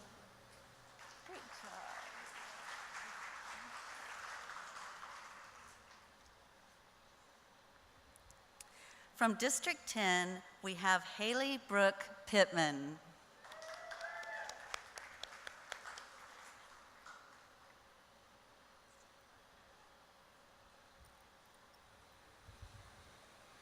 Halito, Chimachokma, Sahochafawat, Haley Pittman. Hello, how are you? My name is Haley Pittman. I proudly represent District 10 and my councilman is Anthony Dillard. Thank you, Yokoki. Haley from Atoka is the 14-year-old daughter of Eric and Rachel Pittman. She is a freshman at Atoka High School. Haley is on the superintendent's honor roll and the reporter for both the Junior National Honor Society and Student Council. She is a co-captain of the cheer squad. Haley was the 2017-2018 District 10 Junior Miss and was first runner-up in the 2017-2018 Choctaw Nation Labor Day Princess Pageant. She enjoys spending time with her family and friends. Haley also loves to read and write poetry. She is a published author. Haley has enjoyed her time representing District 10 and likes attending tribal functions. She has learned so much about her culture and heritage. Haley is wearing a purple-colored dress with yellow half diamonds, which represent the diamondback rattlesnake. Her apron is yellow with purple half diamonds. She is wearing a yellow scarf, and her collar is made with purple bugle beads and has white and black feathers hanging on the bottom. Haley's earrings are white and black feathers with a feathered belt. Her beaded purple comb has the word chata beaded on it. She completes her look with brown moccasins. Haley's dress was made by her cousin Veronica McDaniel. Her jewelry was made by Ruth Laws. Haley will be performing storytelling of the Lone Hunter. A long time ago in the Choctaw tribe, there was a man by the name of Lone Hunter.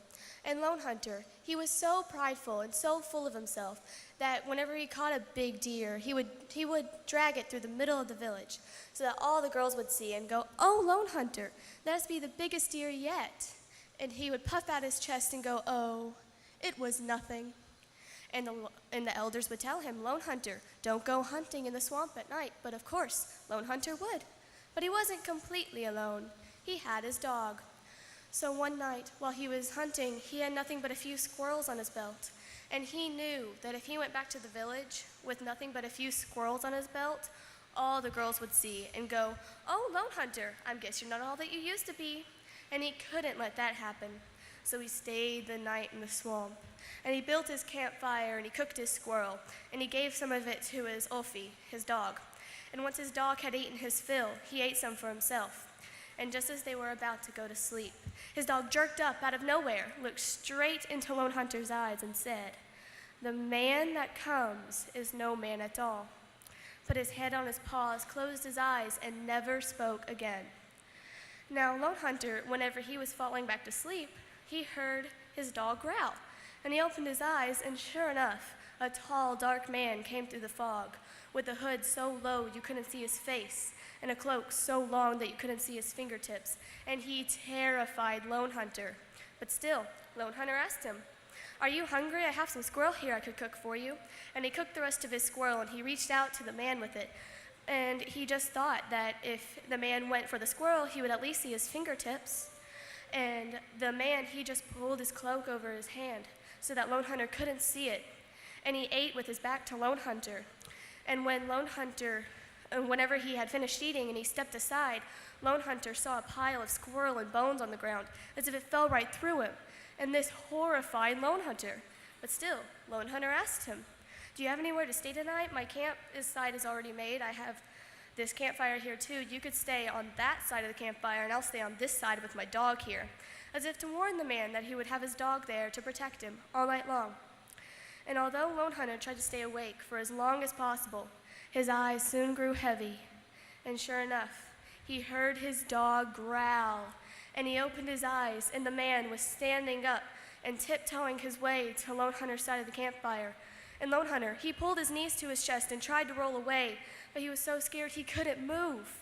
And Lone Hunter, the man knelt close to him, and he pulled back his hood to reveal a skull for a head. And he reached long skeleton fingers and started to scratch at Lone Hunter's throat until, pow! Out of nowhere, Lone Hunter kicked the hooded figure. And the hooded figure, he went up, and he whirled and twirled in the air, and then he went down to the campfire. And when he stood up, not even his cloak was burned. And Lone Hunter, he was so scared, he got his dog, and they ran back to the village. And they got to the chief's house, and they banged on his door. And whenever the chief opened the door, he asked, "What's wrong, Lone Hunter?" And whenever Lone Hunter had told him everything that had happened that night, the chief told him to go back. So he went back and he found his campsite. And when he looked around, 30 Indian warriors sat around in a circle. So whenever the man came back, they all stood up at once and gripped arms. as if to make a cage. But the skeleton man, he just ran right through their arms, and they all ran after him, and they kept running and kept running until finally they came to a cliff. And the man, he looked back towards all of the warriors as if to make sure they would see, and then jumped off into the boulders below.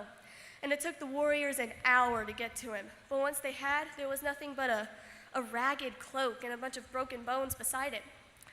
And around this time, Lone Hunter was sitting with one of the elders, and they told him, Lone Hunter, this skeleton man used to be a regular man, just like you. And one day while he was hunting in the swamp at night, he fell off the same very cliff. And since there was no one with him to give him a proper burial, he stayed in the swamp and has been roaming it ever since. He will get a proper burial now, but Lone Hunter, you need to go to his burial and visit it often, because he has saved you from your pride tonight. And Lone Hunter did listen to the elder and did go to the burial site often, but he never forgot who really saved his life at that night. And once he was an elder and telling these same stories, he would tell his grandchildren, if you love your dog and really care for your dog, then one day your dog may speak and save your life. A couple morals to this story is to always respect your elders, be humble, and nothing beats a good dog. Yoko Ki, thank you.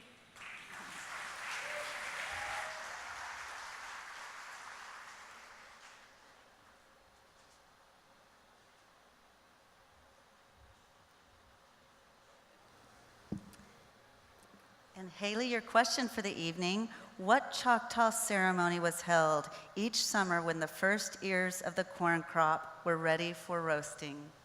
That would be the green corn ceremony. Thank you. Oh, thank you. Now from District 11, we have Alexis Cheyenne Futisha.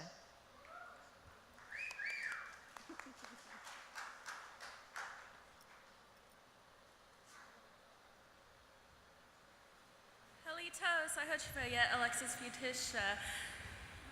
I am proudly representing District 11, and my councilman is Bob Haight. Yoko K. Alexis from McAllister is the 14-year-old daughter of Jacqueline and Kurt Washington and Jonathan Futisha. She is a freshman at McAllister High School. Alexis was the Native American Club president, OCIE Challenge Bowl team champion, top scorer, and was in the Gifted and Talented program. She competed in the Oklahoma Native American Youth Language Fair and volunteers with YAB. Alexis is a member of Girl Scouts and the 4-H Club. She also participates in the McAllister Band and is a member of the Color Guard. Alexis enjoys visiting with her friends, picking on her sisters, taking naps, and having Netflix binges. She likes to do volunteer work and learning the Choctaw language. She likes to attend the Choctaw Youth Summer Camps and traveling during the summer. Alexis is wearing a green Choctaw dress with gold diamonds and a gold apron.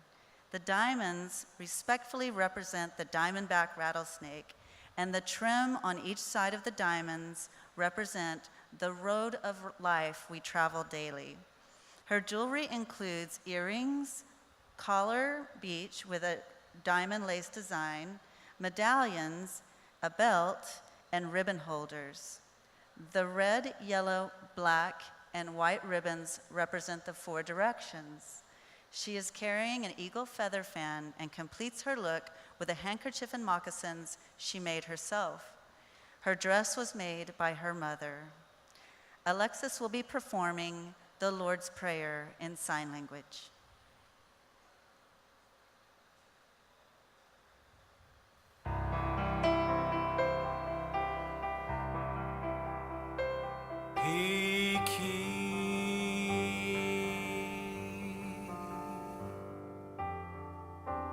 Abba ish bini lima chiho chifot holy topa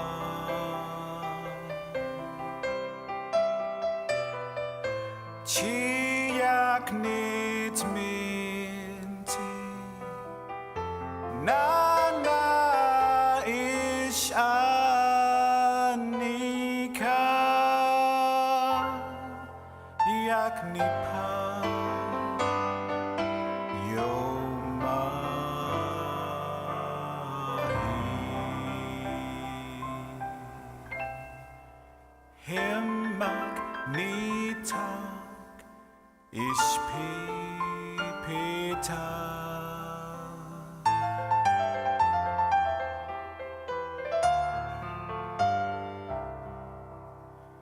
Ahikapi kashofi, ahika kele kashofi.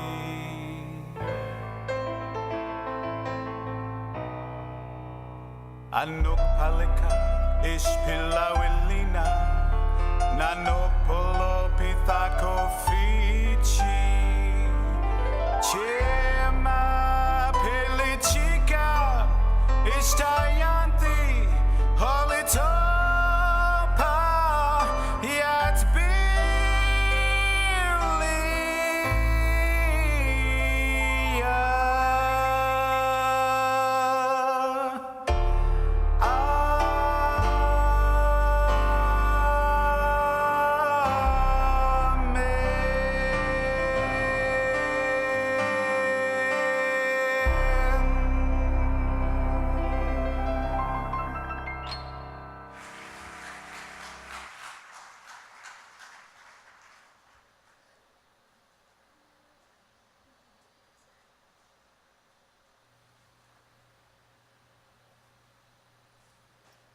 And Alexis, your question this evening, what do the 3 arrows on the Choctaw seal represent?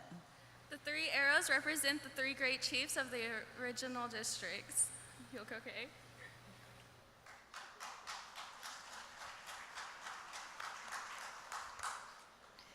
And now from District 12, we have Cherokee Leanne McCoy.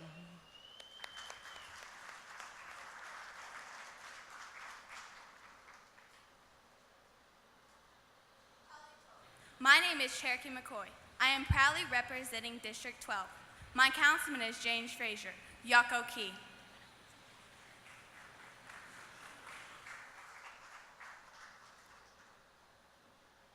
Cherokee from Colgate is the 13-year-old daughter of Krista and Thomas McCoy. She is in the 7th grade at Wallace Bird Middle School. Cherokee placed first in the tribal prayer, skit, and second in traditional hymns in the ONAYLF, the Oklahoma Native American Youth Language Fair at OU. She is a member of FCCLA. Cherokee likes riding bikes, cooking, and teaching sports. She also likes to attend Grace Christian Fellowship, Sunday school, and church. Cherokee is wearing a lime green dress. The diamonds represent the diamondback rattlesnake.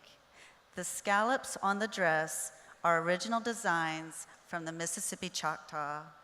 The balls and sticks on the dress represent the traditional game of stickball our Choctaw people still play today. Cherokee's jewelry include a medallion hanky pin, ribbon holders, and earrings. She completes her look with a princess collar made by Mississippi Choctaws and bugle collar necklace made by Paula Carney. Her dress was made by Carolyn Bohannon. Cherokee's jewelry was made by Michael Pylant.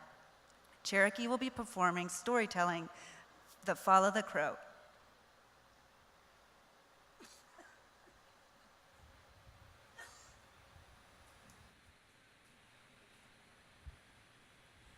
The name of my story is Follow the Crow. Many years ago, Choctaw people knew animals could talk. Hopakikash, long ago in the animal kingdom, there was a family of rabbits, Choctaws. Their youngest became very ill, so the Inky let be known everywhere. They needed a doctor, a lick chief. There happened to be a crow who decided he would be the doctor, a lick chief.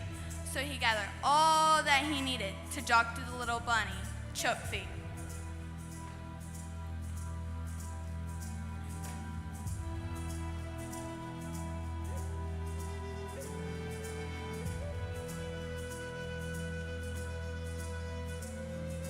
Knock, knock. Halitul, Inky said. Chokwa, Choctaw, come on in. Where's your sick one? Inky said in the back bedroom. Bala said, there is only 2 things you must do or the medicine won't work. First, you have to stay in the front and cannot come back here. Second, you have to make a big hole in the roof. So they began to take piece by piece and worked until the hole was chittle and was finished. They all went back up to the front. Way afterwards, they heard, pain, Ali, Ali, Ali, Ali. All was quiet, cholosa, cholosa. So they all decided to go and check it out. All they found was bones, Ali. There always has to be a lesson or a moral in the Choctaw stories. In this story, there has to be a balance in nature. Yako Ki.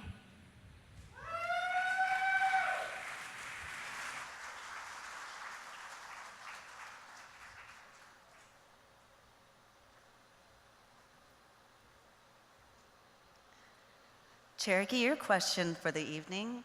What are the 3 branches of the Choctaw tribal government? Executive, chief and assistant chief, legislative, tribal court, judicial, tribal members. Yako Ki.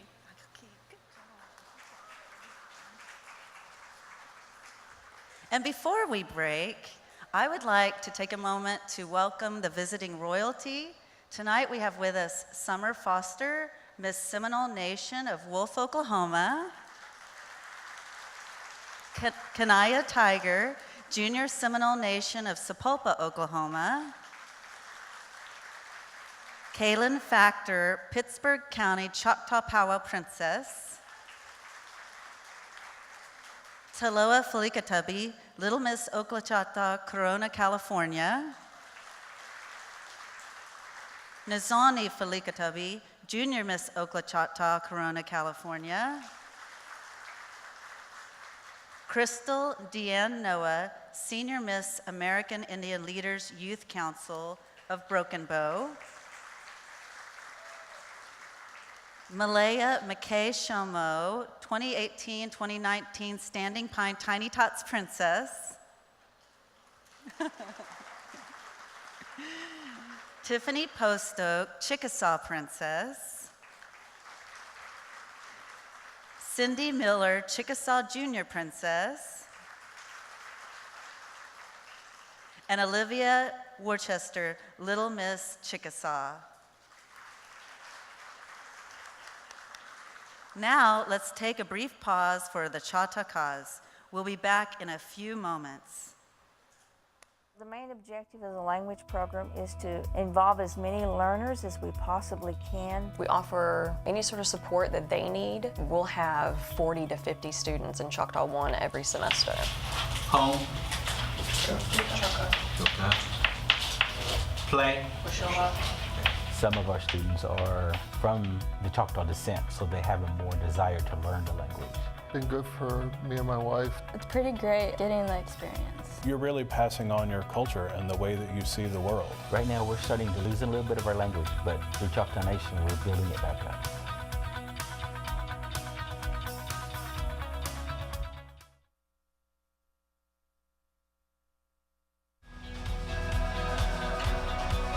We are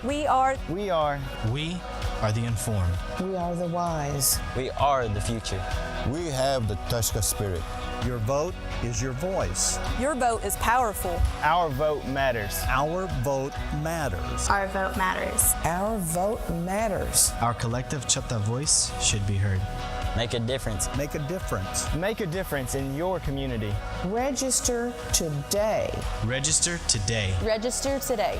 And vote. And vote. And vote. Vote. And vote for our future. To register to vote and learn more about the election process, come visit us today at the Membership Services Building.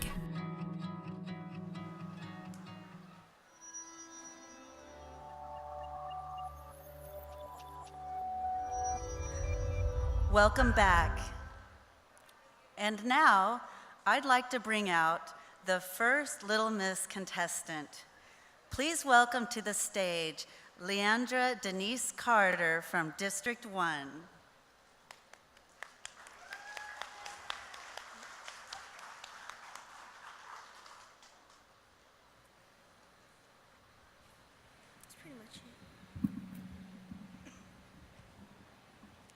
Halito, my name is Leandra Denise Carter. I represent District 1.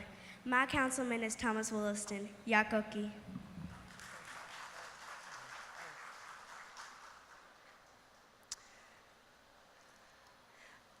Leandra from Hayworth is the 9-year-old daughter of Andrea Fox and Marcus Carter. Leandra is in the 4th grade at Denison Elementary. She is an honor roll student. Leandra is wearing a forest green dress with full white diamonds and a white apron. Her jewelry is a matching 3-tier turtle design with turtle earrings. She completes her look with beige moccasins. Leandra's dress was made by Charlie Babon. Her jewelry was made by Shirley Lohman, and her collar was made by Ron Brandy.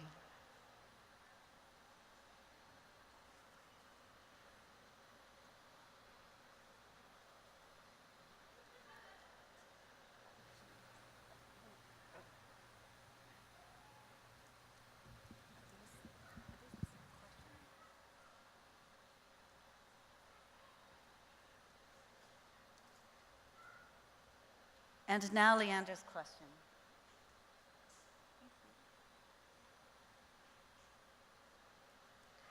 What is the name of the tribal newspaper and what does it mean?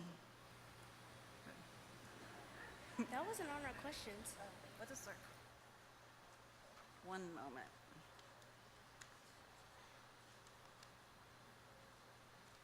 I don't have any questions.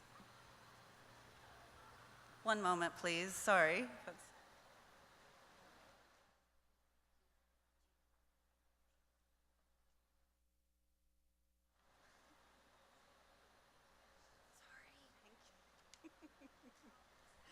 And now for your question.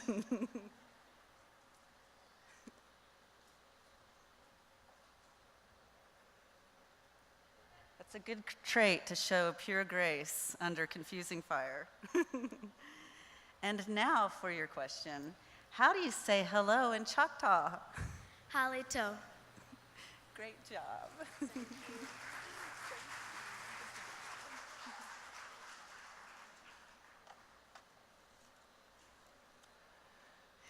Now please welcome to the stage from District 2, Aiden Raleigh Jesse.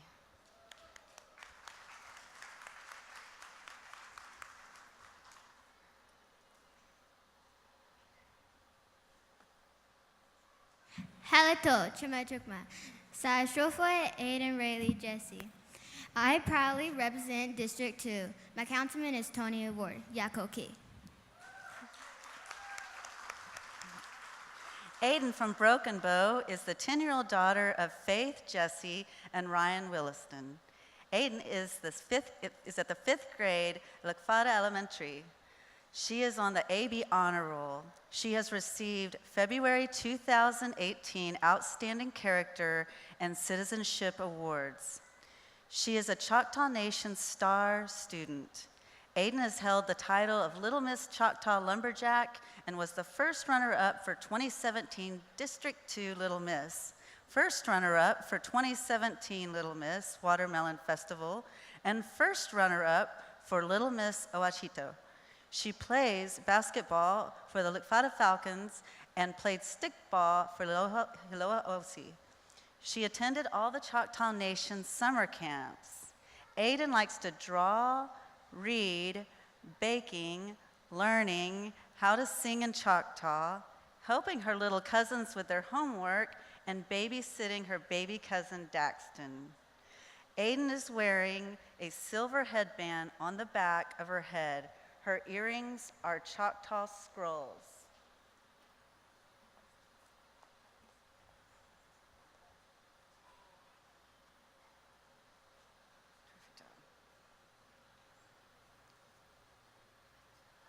And now for your question.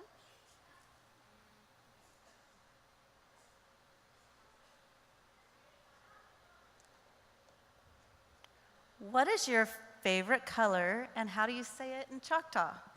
My favorite color is ultramali, blue, yakoki. Great job.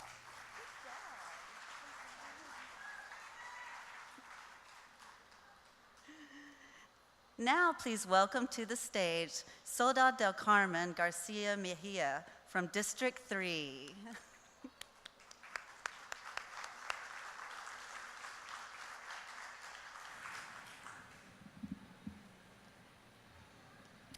Halito, Chimichokma, Sahotofia, Soledad Garcia, Ti Dochina Mentally, Anana Pisayat, Kenny Bryant, Yakoki.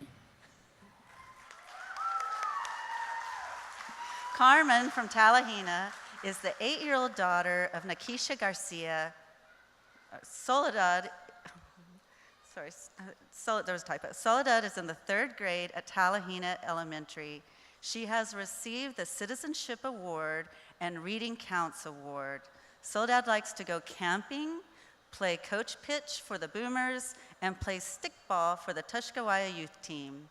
She attends Grace Indian Baptist Church and likes learning and singing Choctaw hymns. She also likes to spend time with friends and going to church. Soledad is wearing a crimson traditional Choctaw dress with white diamonds and a white apron. The diamonds represent the diamondback rattlesnake, and the white trim represents life's paths. Her jewelry consists of multicolored beaded handkerchief, 3-tiered medallions, and collared necklace, ribbon holders, earrings, and a hair comb. She carries a basket made by the late Zulochito. Soledad's dress was made by Janice McKinney. Her jewelry was made by Shirley Lohman, and she completes her look with moccasins made by Colleen Walker. And now for Soledad's question.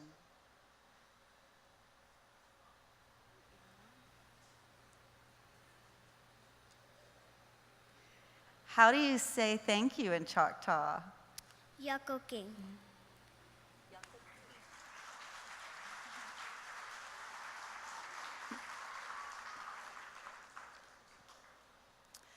Now, please welcome to the stage Ayana Sky Hallman from District 6.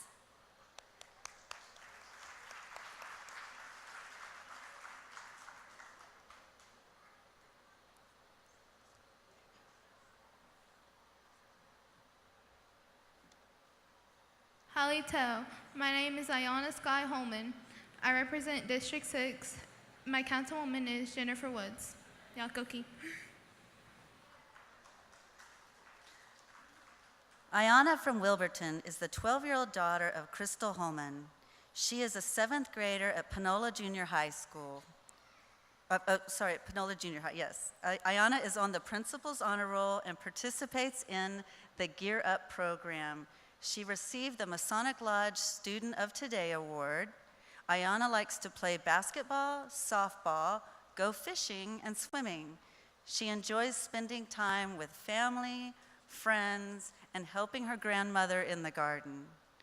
Ayana is wearing a deep pink dress with black trim. Her dress has diamonds and crosses in it and was made by her grandmother, Yulama. Her pink and black beaded collar necklace and earrings were made by a family friend, Amanda. The beaded hairpiece was also made by her grandmother. Ayana's white handkerchief is adorned with a gold pendant of the Great Seal of the Choctaw Nation. Her white shawl belongs to her mother and was gifted to her during a powwow. Her vibrantly decorated fan was made by her grandpa Jesse. She completes her look with a light brown pair of moccasins. And now Ayana's question.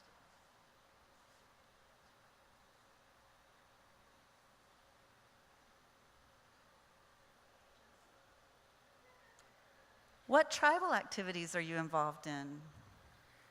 None at the moment.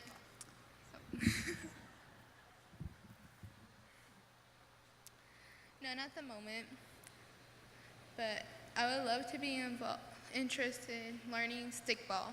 Yakoki. Good job.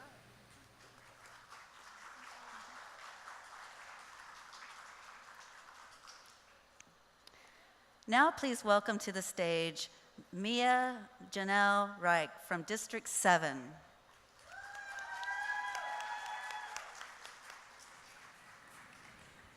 Halito, Sayo Chafayat Mia Reich, Uthi Untukulu Unolili, Hatakanopaliyat Jack Austin Sr., Yakoki. Hello, my name is Mia Reich. I represent District 7 and my councilman is Jack Austin Sr. Thank you.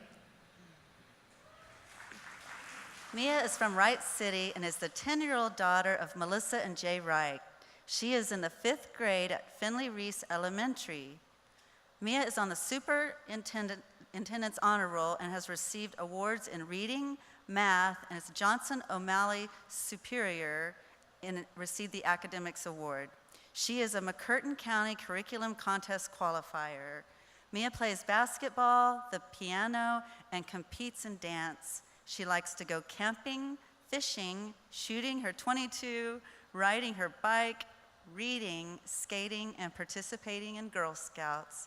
Mia enjoys making fry bread, learning to bead, learning to speak Choctaw, and attend Choctaw Cultural Days at the Choctaw Nation headquarters in Durant. Mia is wearing a red and white traditional Choctaw dress handmade in Mississippi that was a gift to her grandmother. Her medallion and rosette were beaded by Collins Hickman. The silver collar, along with her red and silver earrings, were made by her grandmother, Lily Roberts. Mia is also wearing a handkerchief that belongs to her great-grandfather, McKinley Taylor Sr. She completes her look with brown moccasins given to her by her grandmother, Lily. And now, for Mia's question.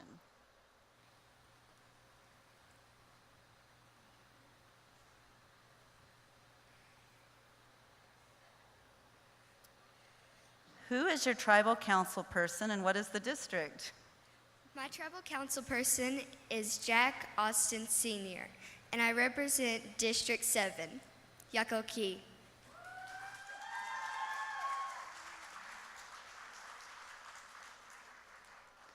Now, please welcome to the stage Mackenzie Caldwell from District 9.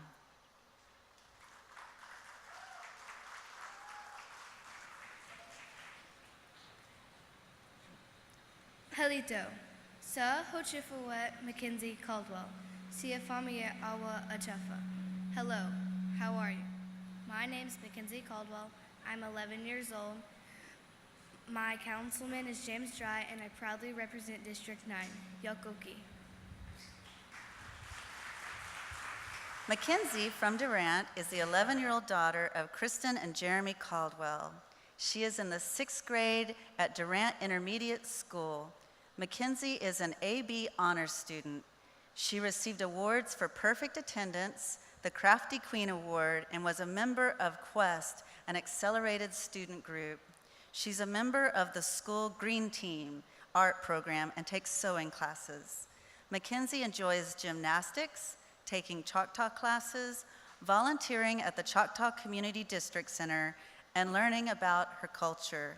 She loves to spend time with her family, friends, and especially her little brother.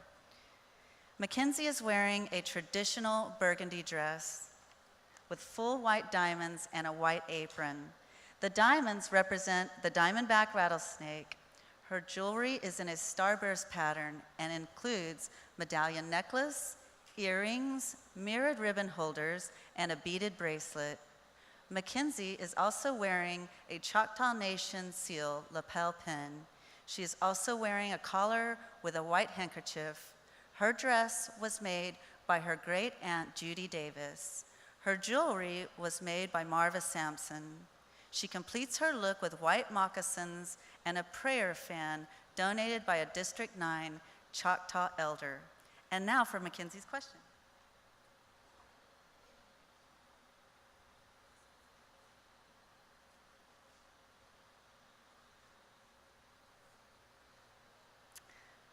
Who is our assistant chief?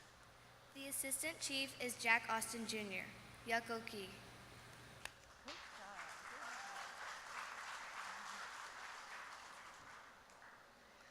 Now please welcome to the stage Jordan Washington from District 11.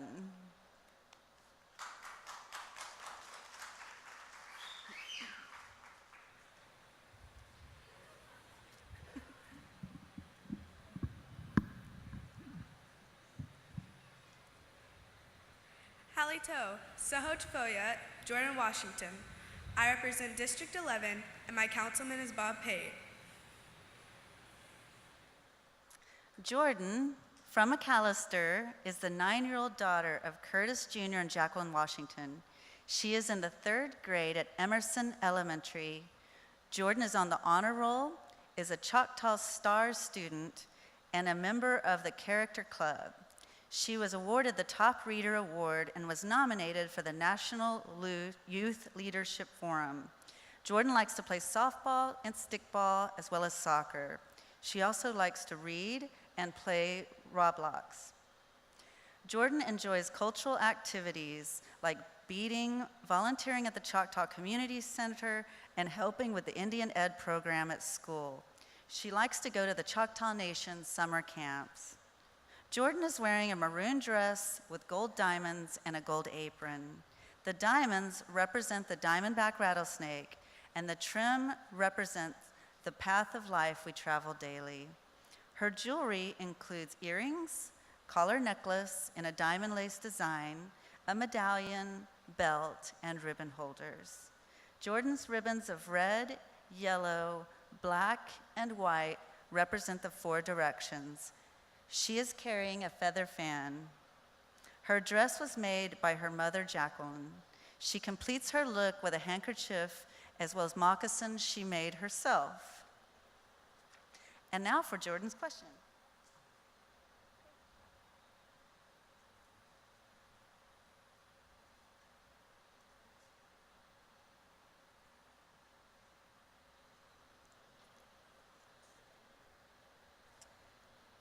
How many counties are in the Choctaw Nation boundaries? 10 and a half.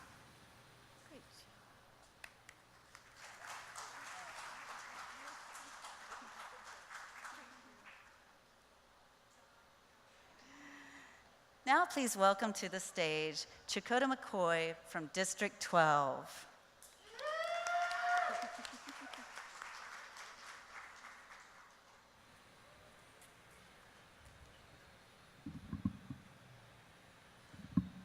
Halito, my name is Choctaw McCoy. I proudly represent District 12. My councilman is James Frazier, Yako-Key. Choctaw from Colgate is the 10-year-old daughter of Krista and Thomas McCoy.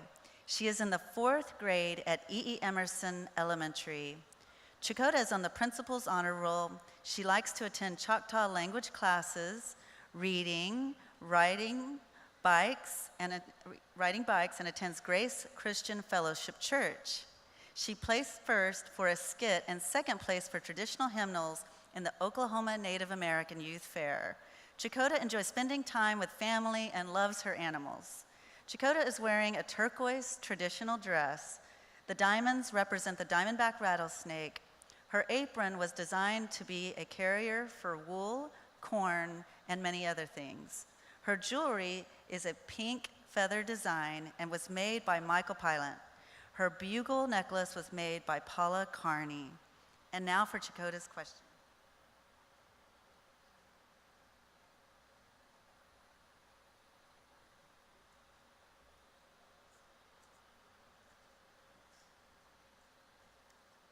Where is the Choctaw Nation tribal headquarters located? Durant, Oklahoma. Great job.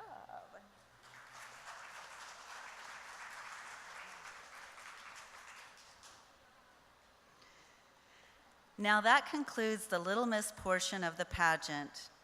While the judges tally the votes and we await their decisions, our outgoing royalty will give their farewell remarks and also 2 talented musicians to perform. After all of that, after this short break.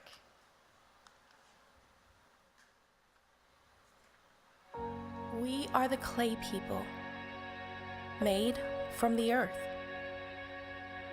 Our culture stands the test of time, with care and determination passed from generation to generation. We are the Choctaw proud, living our lives of faith, family, and culture.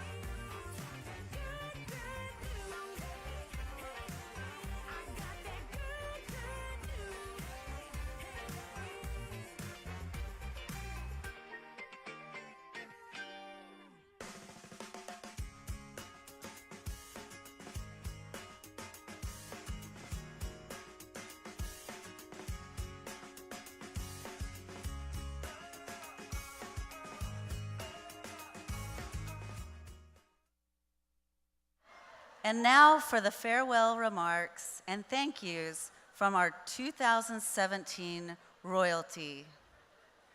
First up is Little Miss Maya Thomas.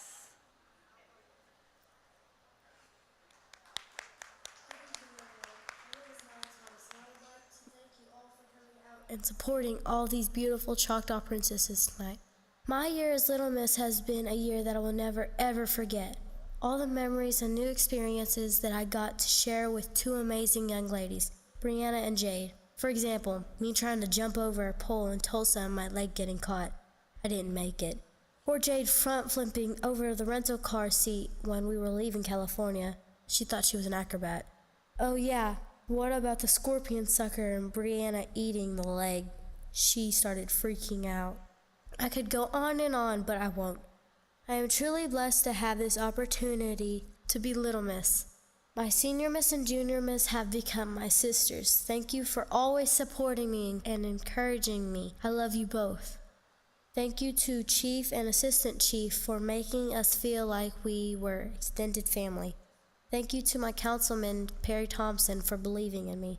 Most of all, I'd like to thank the Lord for giving me this blessing to help me grow into the person He wants me to be. And to all the contestants tonight, I wish you the best of luck. Never give up on your dreams and keep working hard. Remember this, Jeremiah 29:11. For I know the plans I have for you, plans to prosper you and not to harm you, plans to give you hope and a future. Yokoki.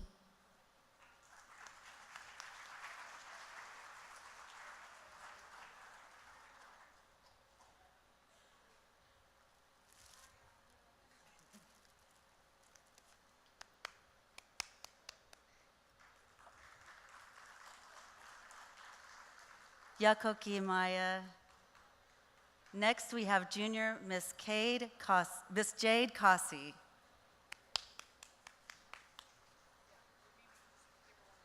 Palito, Oklahachimichokmacho, Timpakano, Himagnitaka, Jehovah Ayokpanchi, Sabana Afamia Chafa, Ilapana Hojokma, Bihin Salikat, Sa Anokta Kanchi, Fina Hoke. Hello, how is everybody doing this evening? And welcome to our 2018 Labor Day pageant. First of all, I would like to thank my Lord God and Savior for the opportunity this past year. My year has been truly a blessing. Thank you everyone for coming and supporting all these beautiful young ladies who have worked hard to be here and compete tonight. It has been a real honor to represent the people of the Choctaw Nation during my reign and having the opportunity to be an ambassador to travel and make new friendships. As your ambassador, I was able to represent the Choctaw Nation in many events, such as greeting the Prime Minister of Ireland, meeting governors, and other officials. I had an amazing experience traveling to California, where we shared our traditions and culture with our extended brothers and sisters. Then when we went to Mississippi, it gave me a deeper connection to my Choctaw heritage, where I met new people and learned more about my Choctaw culture. The many places we traveled in the Choctaw Nation gave me the opportunity to visit with our people, the Choctaw Nation. I enjoyed speaking with our elders and especially the first generation speakers, who inspire me to learn more of the language. When I listen to them speak, it gives me a greater appreciation of how beautiful the Choctaw language is. It also has taught me the importance of knowing our language, because without our language, we would just be an organization. My reign may be over, but the memories I've made, I will cherish my whole life, especially my friendships with Carrie, Brianna, and Maya. It's going to be different without seeing y'all so much, and I will miss our time together. You all have become truly special to me. I want to thank Carrie for taking care of us girls and being there when my mom couldn't be there at events. You always made sure we have everything we needed, and I appreciate you for being patient when I'd get there in the nick of time. Brianna, thank you for being a really good friend and looking out for me by making sure I didn't go out in public looking like a mess. Maya, thank you for always being the icebreaker. One thing's for sure, there was never silence when you were around, which is a good thing because you always gave us something to talk about. I thank my family, friends, and everyone who has supported me throughout the year. I promise this is my last thank you, but a special thanks to my mom for always being supportive and always taking care of me throughout the year. She's the best. As I say farewell, I give my best wishes to the next 2018-2019 Junior Miss Choctaw Nation of Oklahoma. I know you will represent our people greatly. Yakoke, thank you. And Chapisala Chike. Yakoki Jade. Yakoki. And lastly, we have Brianna Jefferson, our outgoing Miss Choctaw Nation. Halito, I want to welcome you to the 2018 Choctaw Nation Princess Pageant and Labor Day Festival. Wow, I can't believe my year of Miss Choctaw Nation has come to an end. I have so many people to thank and so many memories that I will cherish for a lifetime. I can't believe 1 year ago today, I had the most extraordinary experience of my life. I was crowned Miss Choctaw Nation of Oklahoma. I experienced so many new things, places, and cultures, as well as had the honor of sharing my own culture. With that being said, here goes my speech. I want to start my list of thank yous with God for always keeping us safe and giving me the opportunity to do this. Now to my family and friends, I'm so thankful for all of you who supported me through this year. I love you all. Mom, thank you for being my biggest supporter. Thank you for always believing in me that I could accomplish this and not letting me give up even when I didn't believe in my own self. Thank you for always getting up early and working your schedule around just to go to my events. Thank you for being my personal photographer and always capturing the best moments. I'm sure there are huge tears rolling down your face right now because you put just as much work in this as me, and I'm so glad you was by my side through it all. You're the best in the world. I love you, Mom. Dad, thank you for always supporting me and always sending me good luck messages and always reminding me how proud of you are. And always making sure I was up and ready to go to my events. You're the best. Thank you for always treating me like the princess, but then always bringing me back to reality when I let it get to my head. I couldn't have done this without you. I love you, Daddy. Sister, you're my rock and my absolute best friend in the whole world. You've always put me first and taken care of me, even when I can be the spoiled younger sister. Thank you for always making sure I had the prettiest, shiniest jewelry, even when it meant you had to stay up long hours working on it, as well as letting me use your car in parades, and for always reminding me not to let the title get to my head. You have always been one of my biggest supporters and role model. You've taught me so much in life, and I'm so lucky you're my big sister. I owe so much of my success to you. I love you, Sissy. Mally and Jay, I love you both so much. Thank you for always helping me out. I know this year took a lot of attention away from you both, and I'm so thankful you was proud of me enough to let it slip for a year. You're the best little brothers in the world. Now to two beautiful, wonderful people and their families who have made this journey crazy, but fun, but again crazy journey. We have so many hilarious, memorable moments that I'm going to remember forever, like when we got locked in the stairway in Oklahoma City and tried calling Kelly from Kelly's phone, or when Sammy got us scorpion suckers in Arizona and I accidentally ate the claw.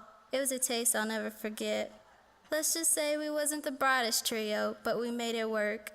Maya, thank you for all the crazy amount of info you gave me and all the childish things you made me do, but reminded me how fun it was to be a kid again. My favorite was going down the water slides in the wave pool in Mississippi. You're the best little sister in the world. I love you so much, Amanda. And to your family, I wish you the best of luck with Maya. I love you all, and I'm so glad you became my family as well. Jade, thank you for being such an amazing friend to me, and a huge thank you for being my roomie in Cali so I didn't have to be alone. Even though you dragged me down to the gym at 12 at night, I'm still lucky you was right by my side the whole time. I can't wait to see the young lady you turn into. I love you so much. To your family, I'll never meet another Rodden whom I adore so much. I love you three, and I'm so lucky to have gotten to experience this journey with you. Carrie, Steve, and the pageant committee, I owe you all a great big thank you. I don't even know how to begin to thank you. I can't imagine getting to share this experience with anyone else. And I wouldn't know anyone else who would have almost let me jump in their lap when the plane made weird noises. Thank you for all the hard work you all do for this pageant. Now to three families who have been a huge part of my life and some of the greatest supporters and whom I love with everything, and that is the Byington, Still, and Baker Noah families. Thank you for always believing in me and always supporting me. I love you all so much. To Judy Davis for always going above and beyond for me and making me the most beautiful dresses ever, like the one I am wearing tonight. I'll never forget how tight you hugged me the night I was crowned. I owe you a great big thank you. To the Chief, Assistant Chief, and Tribal Council, thank you for always sharing your smiles with me. It always made me feel so appreciated. Thank you for never failing to treat us like royalty and always taking pictures with us. I was thankful to get to be beside you all in so many events. And Thomas Willison, I hope you're being old man. Brad, Joe, and Scott, I owe you both such a great big thank you. Thank you for always willing to sing for us and never complaining about it. I'm thankful to have appeared at so many events with you guys and your amazing voices. To my successor and her family, remember to always keep your head held high and always remember the higher picture. Not only are you a princess, but you are an ambassador for our tribe. You are a role model to all women, young and old. I wish you the best this year, and congratulations, I'm so proud of you. As I stand here for the last time, humble and proud, I couldn't be more honored to have served with my royalty chiefs and council. I'm Brianna LaDawn Jefferson, and I'll forever be your 2017-2018 Miss Choctaw Nation of Oklahoma. Yakoki, thank you. Yakoki, Brianna.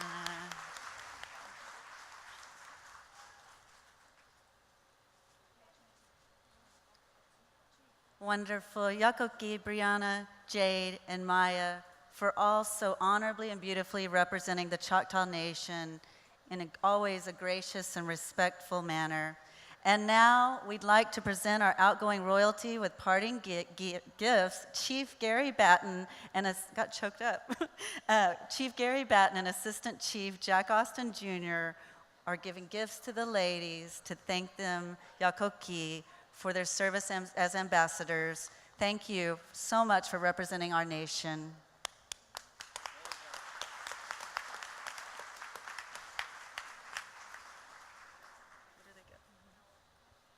Yakoki, one more round of applause.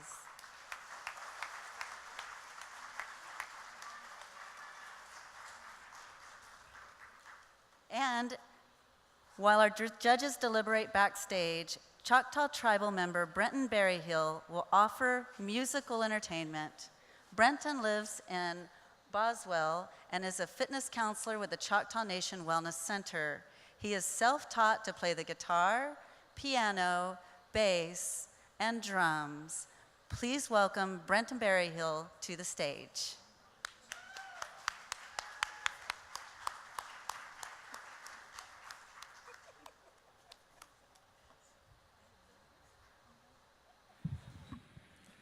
Halito, Chimchukma.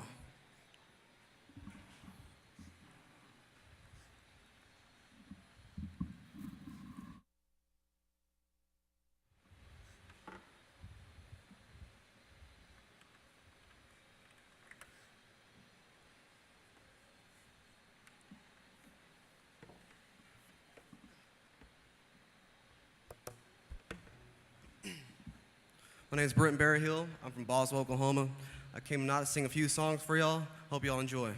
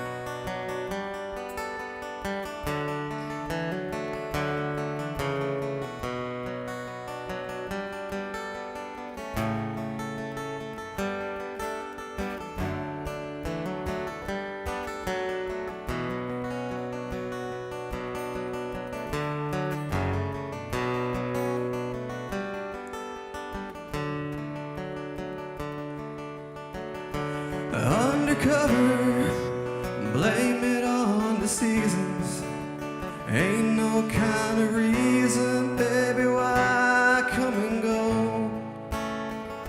I had a lover, she felt as good as trees, and you can't ask, as pleasing, you can't ask the wind to blow.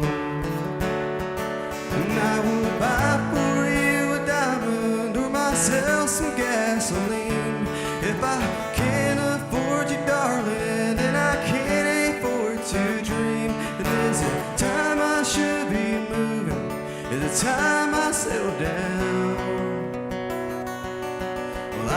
still, or will I feel the wheels are spinning around?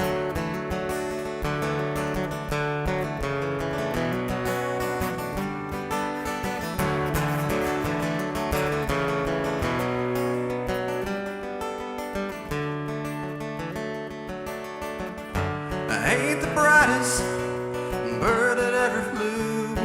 Well, I ain't the kind of man who dream you travel alone. But all the colors, they shine and fade away.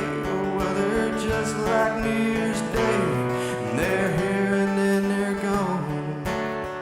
And I would buy for you a diamond or myself some gasoline if I can't afford you, darling, and I can't afford to dream. And is it time I should be moving?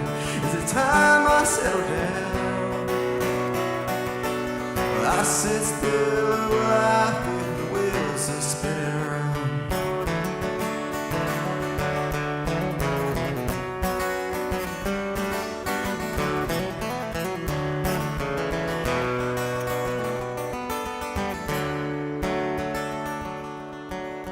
Lord, I love you, I wish you only knew. Well, I wish you had a clue, I wish you had a clue, you know. But I'm stuck here in Tulsa with my Tuskahoma blues, with a pair of concrete shoes that got me sinking pretty low. And I would buy for you a diamond or myself some gasoline if I can't afford you, darling, and I can't afford to dream. And is it time I should be moving? Is it time I settle down? Well, I sit still while I feel the wheels are spinning around. The wheels are spinning around. The wheels spinning.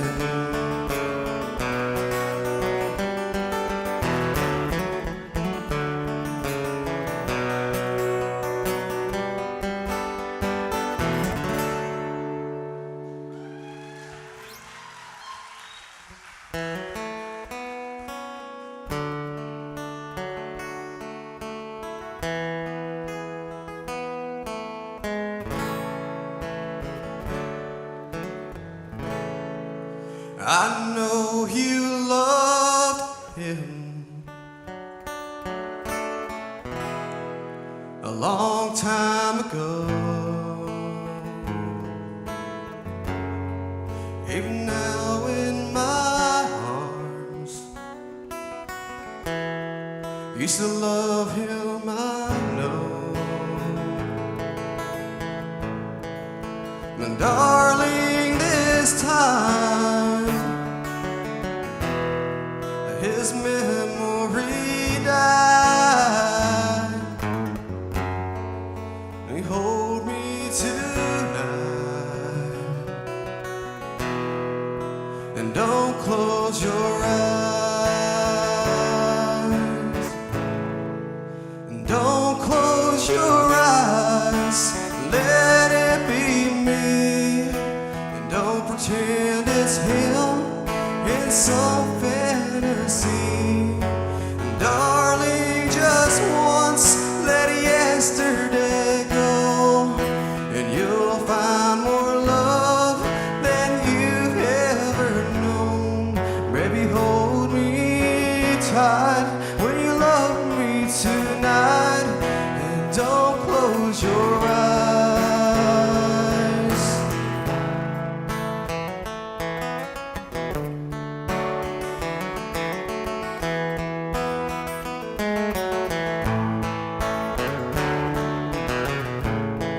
Baby, I've been a fool,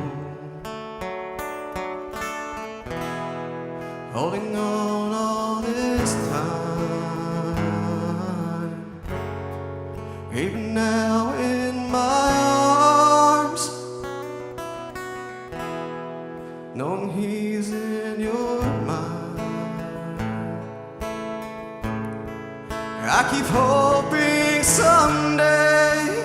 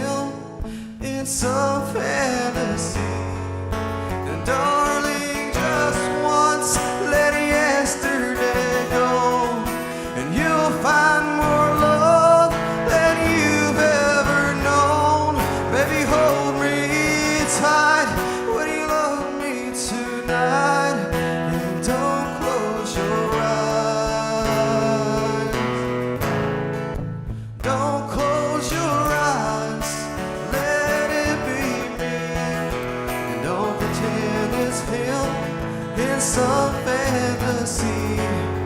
Darling, just once, let yesterday go, and you'll find more love than you've ever known. Baby, hold me tight when you love me tonight, and don't close your eyes.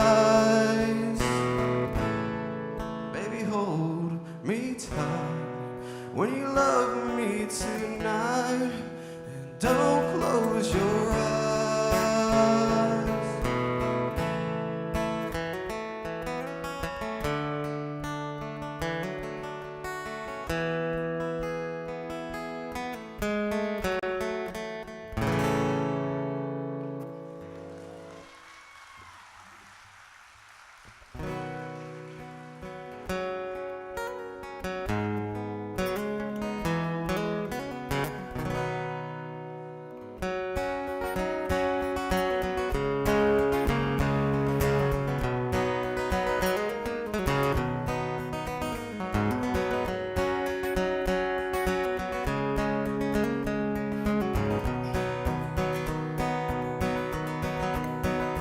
Well, my buckle makes impressions of the inside of her thigh. There are little feathered engines where we tussle through the night. If I'd known she was religious, then I wouldn't have came stone to the house of such an angel, too messed up to get back home.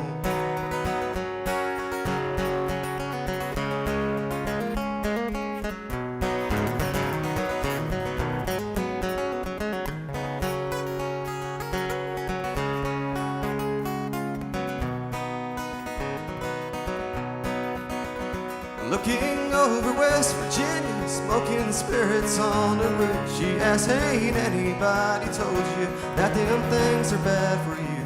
I said, many folks have warned me, there's been several people try, but up till now there ain't been nothing that I couldn't leave behind. Hold me close, my dear, sing your whispering songs softly in my ear, and I will sing along. Honey, tell me, does your love run true? How can I always count on you? Be there when the bullets fly, run across the river just to hold you tonight.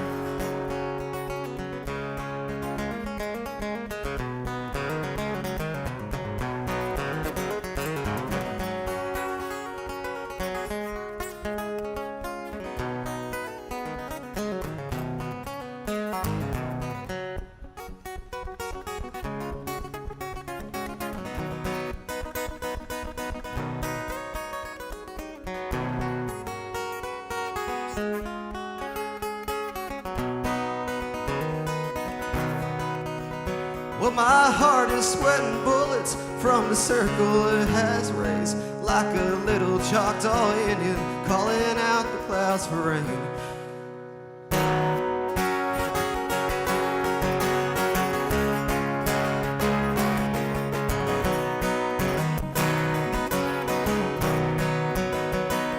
I go running through the thicket, I go careless through the corn, just to hold her for a minute, though it leaves me wanting more. Hold me close, my dear, sing your whispering songs softly in my ears, and I will sing along. Honey, tell me, does your love run true? And how I can always count on you. Be there when the bullets fly, run across the river just to hold you tonight.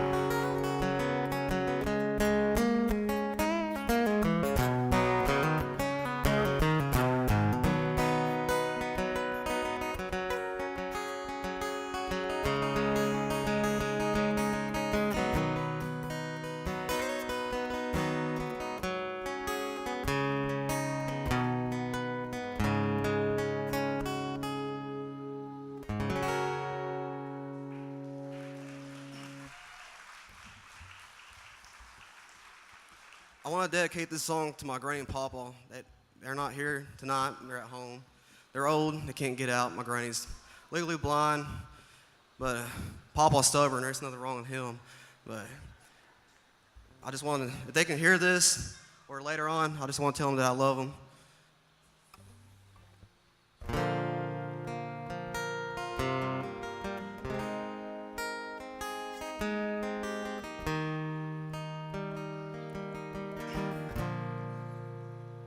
I said, Grandpa, what's this picture here? It's all black and white. Ain't real clear, is that you there? He said, yeah, I was 11. And times were tough back in 35. That's me and Uncle Joe just trying to survive a cotton farm in the Great Depression. And if it looks like we were scared to death, like a couple of kids just trying to save each other, you should have seen it in color.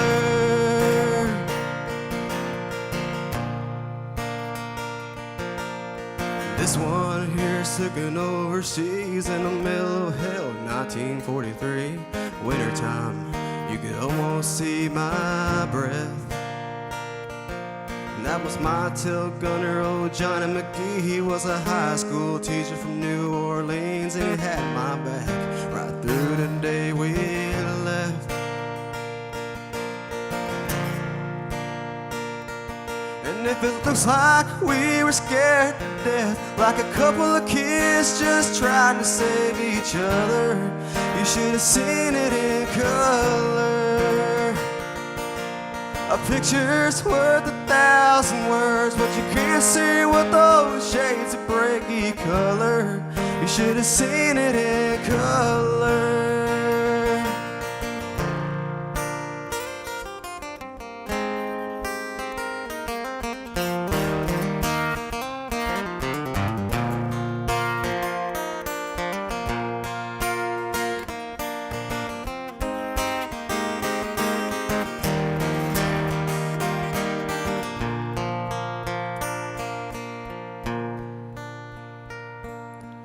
This one is my favorite one. This is me and Grandma in the summer sun, all dressed up the day we said our vows.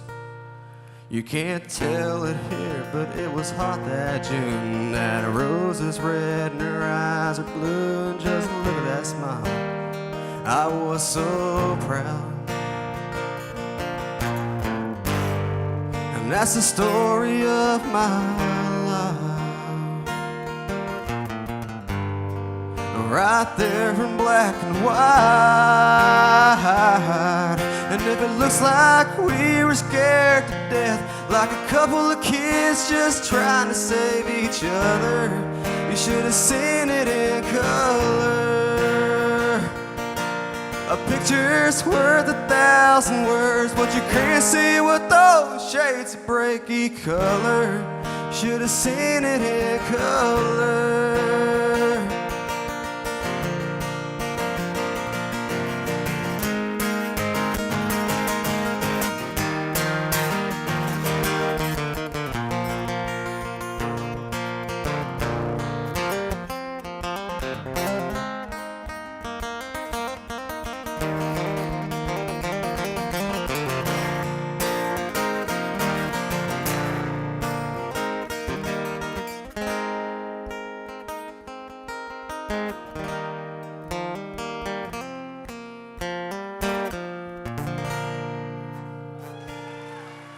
Thank you.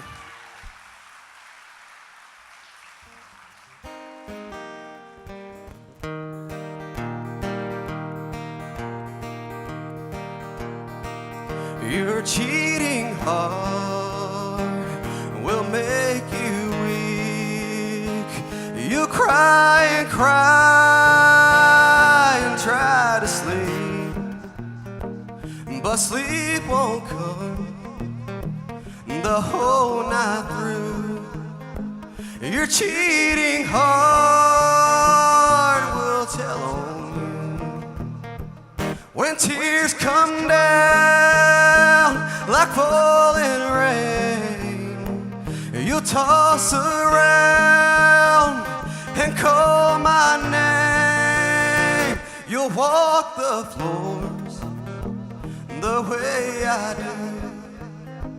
You're cheating hard, will tell.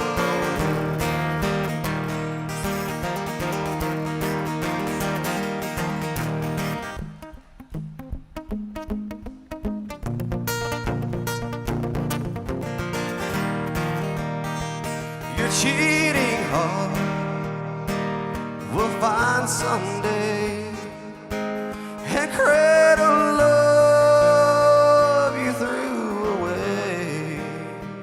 Your time will come when you'll be blue. You're cheating hard, we'll tell on you. When tears come down like falling rain, you'll toss around and call my name. You'll walk the floors the way I do. You're cheating hard, will tell on you.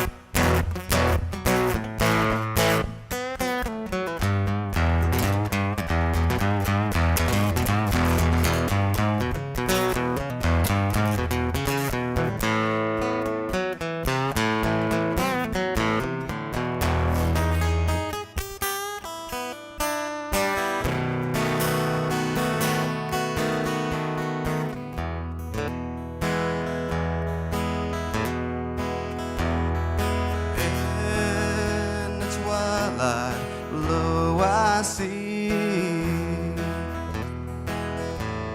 blue eyes crying in the rain. When we kissed goodbye and parted, I knew we'd never meet again.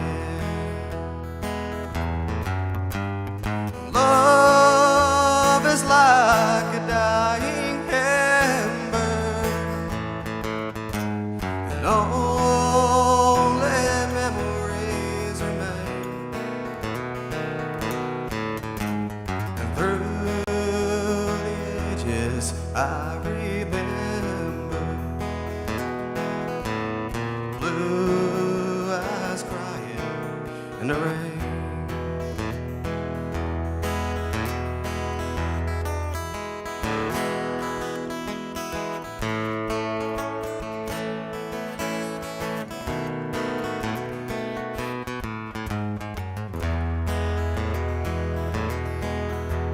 Someday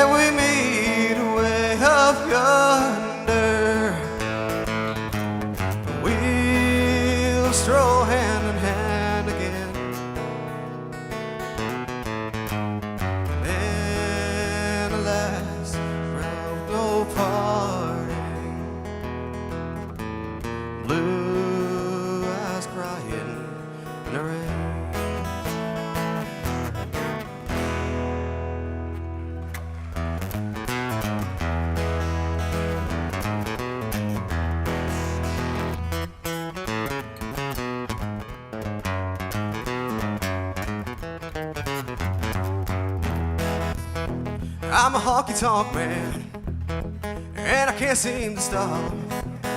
I love to give the girls the world to the music of an old jukebox. And when my money's all gone, I'm on the telephone. On a hey, hey, mama, can your daddy come home? I'm living fast in a dangerous league. I got plenty of company. When the moon comes up and the sun goes down, that's when I wanna see the lights of town. Cause I'm a honky-tonk man, and I can't seem to stop. I love to give the girls the world to the music of an old jukebox. And when my money's all gone, I'm on the telephone. On a hey, hey, mama, can your daddy come home?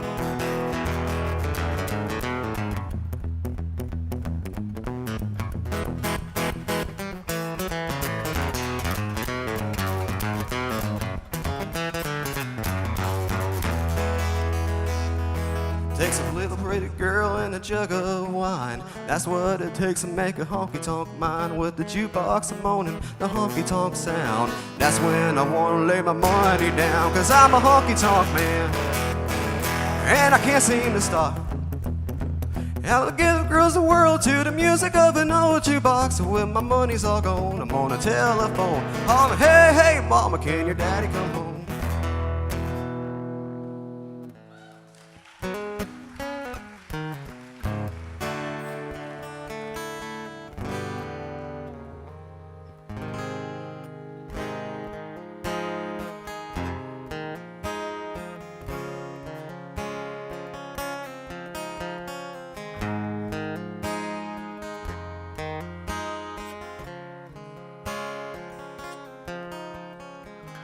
I remember when I met you, big city boy, small town blues. This place seems so small to me. I was used to the boulevard. When I saw you, I felt so hard. And now I never wanna leave. I can stand forever, we got moonlight all night. Lord, I pray on the next star I see tonight. Never lose this thing we found. With you by my side, I can do without the city lights. Fly so high when you're around, if my feet don't touch the ground.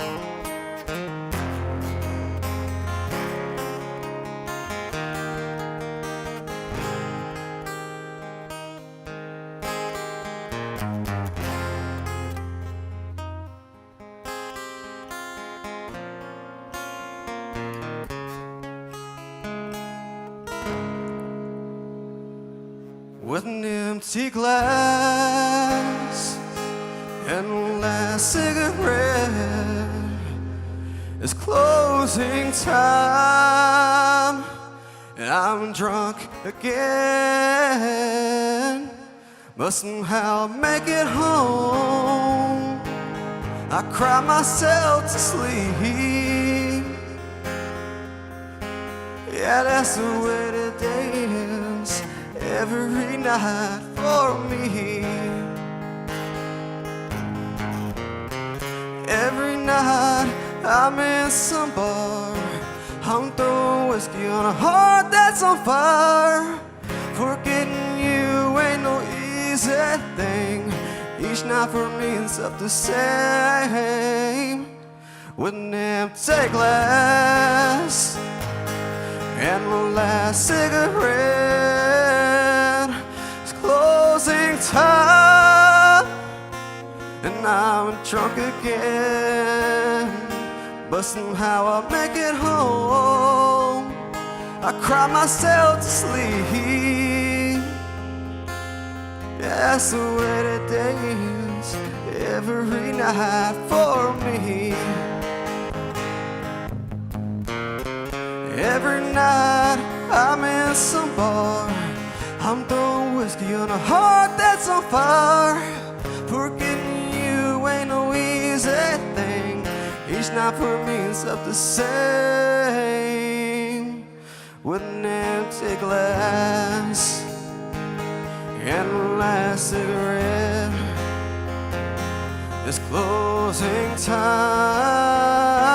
and I'm drunk again, but somehow make it home. I cry myself to sleep.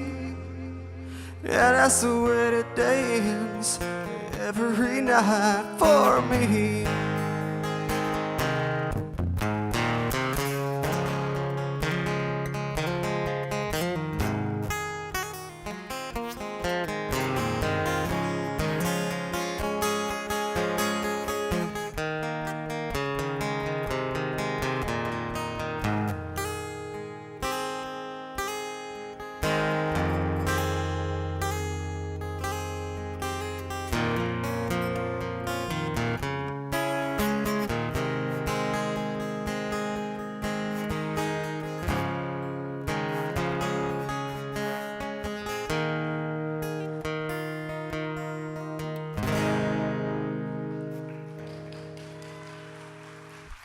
Thank you.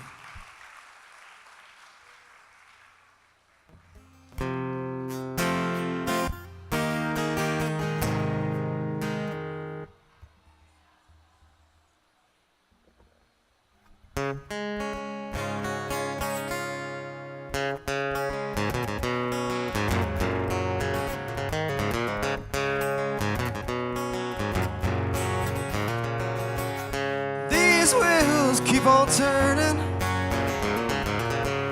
bringing me home to my kin,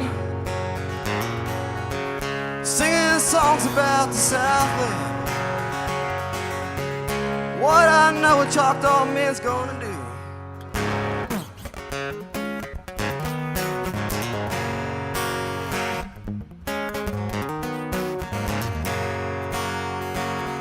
Sweet home Alabama, coming home to you. Sweet home Alabama, Lord, I'm coming home to you.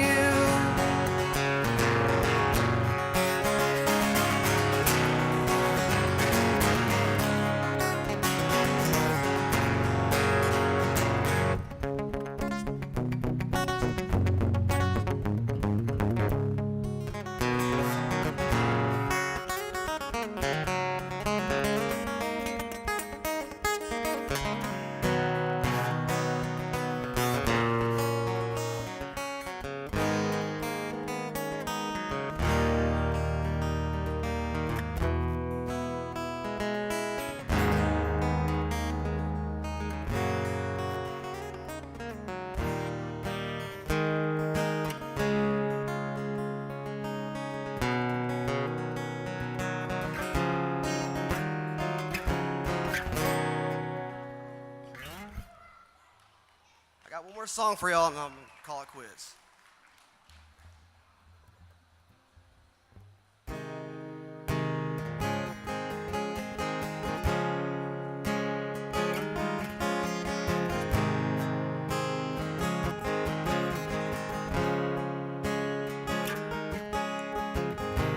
Tell them all I'm on vacation, and say I went to visit friends. But you ain't heard a scene from me in quite a while.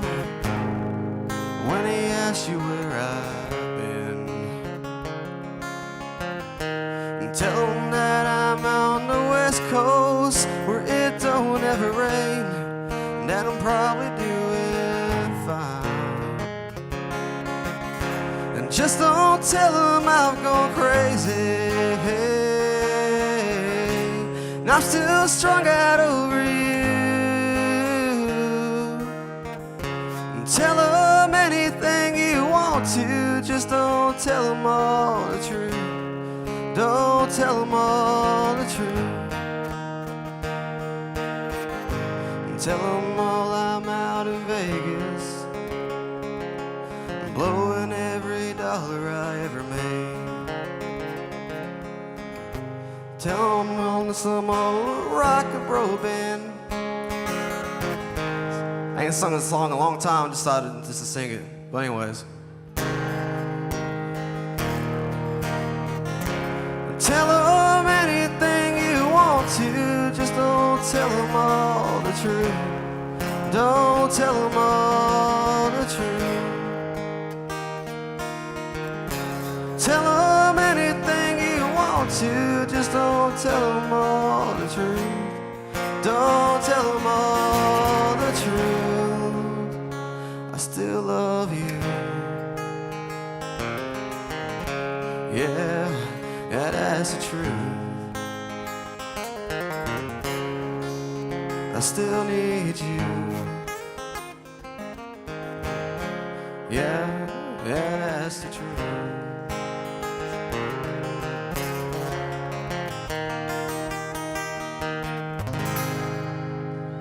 Thank y'all.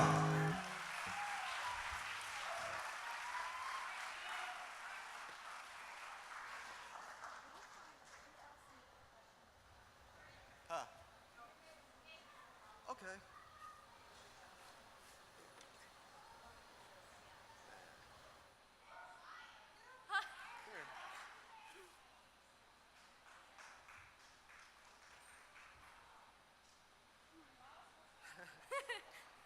You did good. Thank you.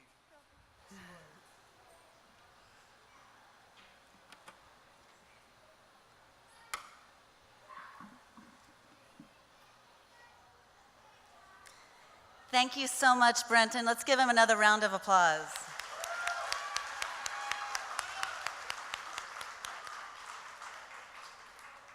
Our second performer of the evening is Nashville-based singer-songwriter Jordan Rayner.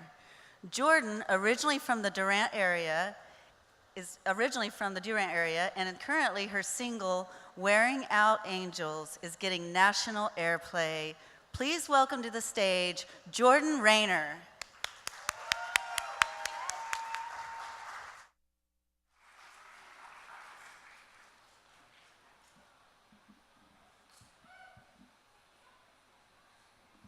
Tuscahoma, what's going on? It is good to be here tonight. Have you guys been having a ball so far? It's a good night. It's starting to cool off a little bit too, isn't it? Finally, it's been hot, but we're gonna have some good fun tonight. And again, my name is Jordan Rayner. Thanks so much for having me. I cut my bangs with some rusty kitchen scissors. I screamed his name till the neighbors called the cops. I numbed the pain at the expense of my liver. I don't know what I did next. All I know, I couldn't stop. Word got around to the barflies and the Baptists. My mama's phone started ringing off the hook. Yeah, I can hear now saying she ain't gonna have it. It don't matter how you feel, it only matters how you look. Go and fix your makeup, girl, it's just a breakup. Running, hide your crazy and start acting like a lady. 'Cause I raised you better, gotta keep it together even when you fall apart. But this ain't my mama's broken heart.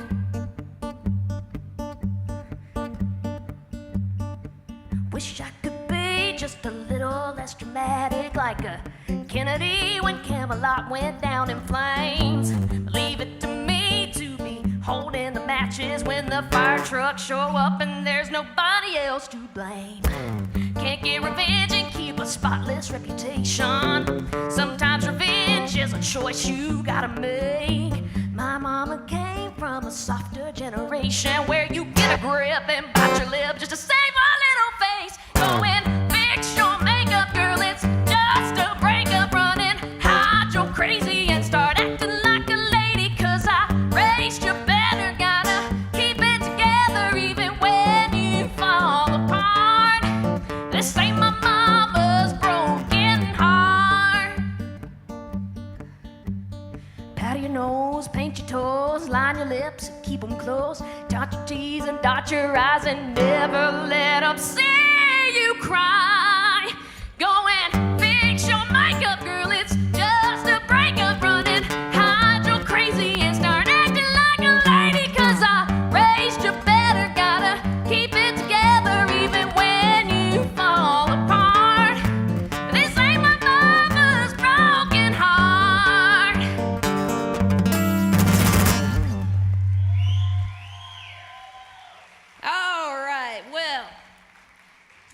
It is good to be in Tuscaloosa tonight. And I'm going to do one more song for you tonight that I didn't write, if that's okay. So I posted on Facebook a couple days ago that I was thinking about getting a tattoo. And my grandparents are sitting here tonight, and my sweet, sweet grandmother, she got on Facebook and she said, "Jordan Che, don't you dare do that." She said, "You remember your raisin." And I love that I still got family that reminds me to remember my raisin and to hold some good values down, and this song's about that.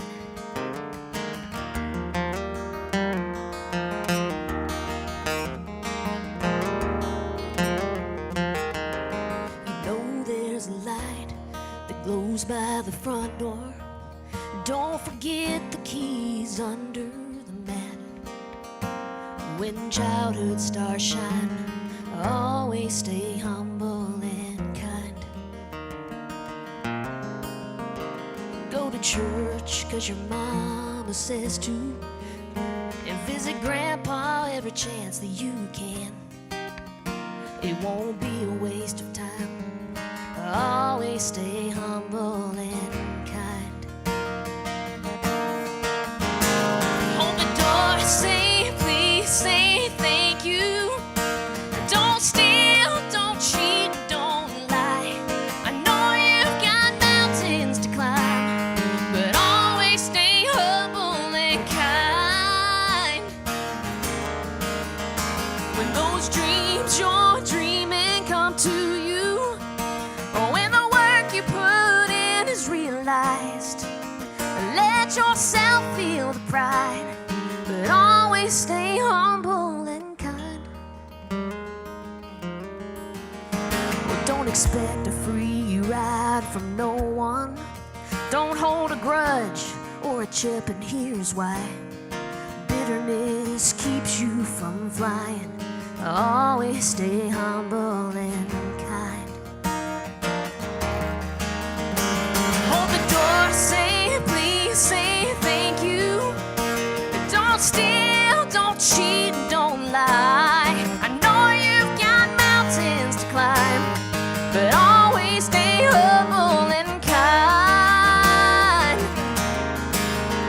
When those dreams you're dreaming come to you, or when the work you put in is realized, let yourself feel the pride, but always stay humble and kind.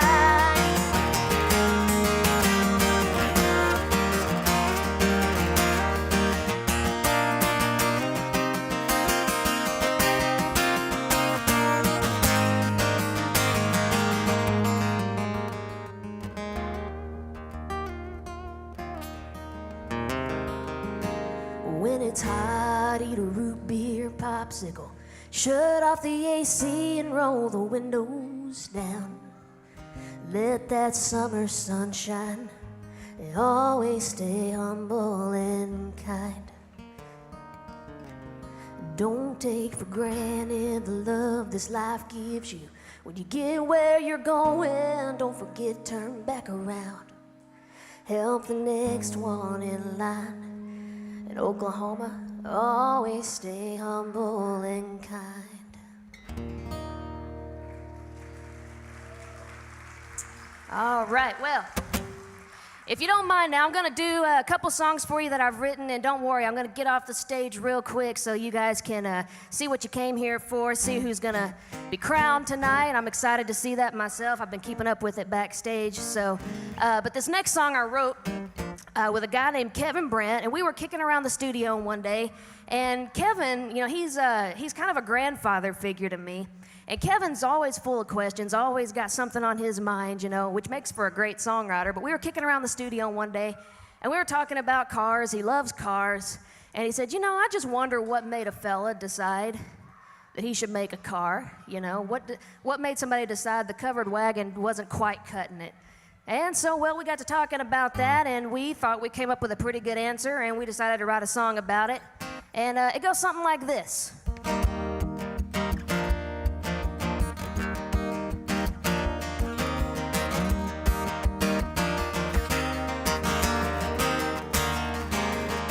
It started slowly taking shape. footprints on an old barn floor. It's a ghost of what we know today, but we owe a lot to that first Ford.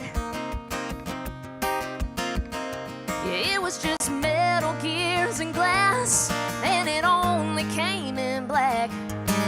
It moved the world from A to B, but it wasn't made for that. No, God made girls and girls made boys, fall head over heels. There were places to go, so boys made roads and invented the wheel. Yeah, that first kiss and summer love needed a place to start. God made girls, so boys made cars. Yeah, they've come a long, long way. They've got every luxury, and that's proof that he'll do what it takes just to get her in that seat. He put a hole in the roof so her hair could blow. She liked to sing, so he put in a radio. Built a truck with a bed so she could see the stars. Yeah, he holds the keys to machines and hearts. God made girls and girls made boys, all head over heels. There were places to go, so boys made roads and invented the wheel. Yeah, that first kiss and summer love needed a place to start. God made girls one step ahead and hard to impress, irresistible and ever since.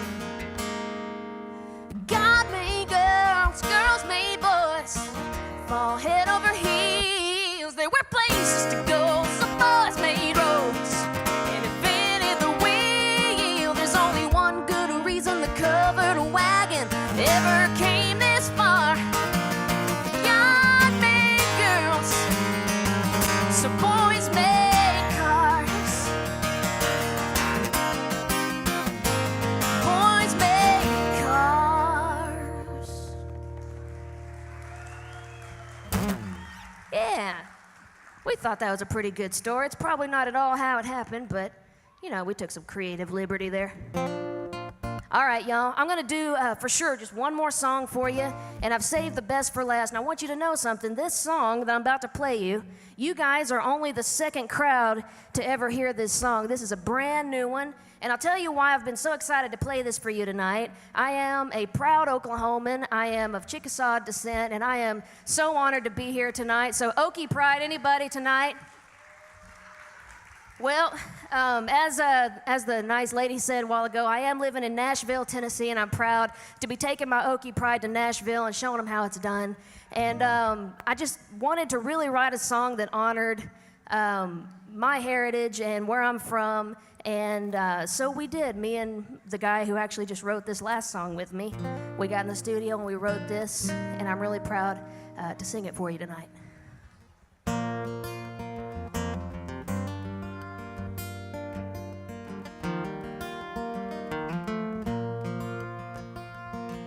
There's a place where the Indian paintbrush grows. They call it Oklahoma, but I call it home. And I hate that I've been gone so long, but that's the price you pay when you chase a song. Yeah, I love Tennessee. My heart will always be where you can see bareback riders on the wind when the sky turns black and a storm rolls in. Hear the thunder of 1,000 hoofs across the open plain. I want to see the world and lay my bones where the rain beats down like a Choctaw drum. 'Cause I belong to the land of painted horses.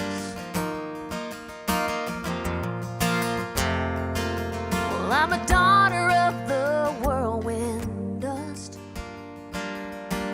molded from Red River mud. No matter where I Mustang spirit got in me. I love Tennessee, but at night I dream of bareback riders on the wind, when the sky turns black and a storm rolls in. Hear the thunder of 1,000 hooves across the open plain. I wanna see the world and lay my bones where the rain beats down like a Chickasaw drum. 'Cause I belong to the land of painted horses.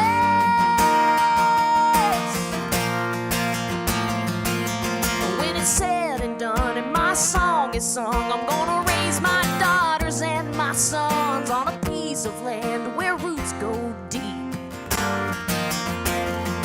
You can see bareback riders on the wind, colored drawings on their skin, running with the buffalo across the open plains, like the ghost of those who made their home where the rain beats down like a Choctaw drum.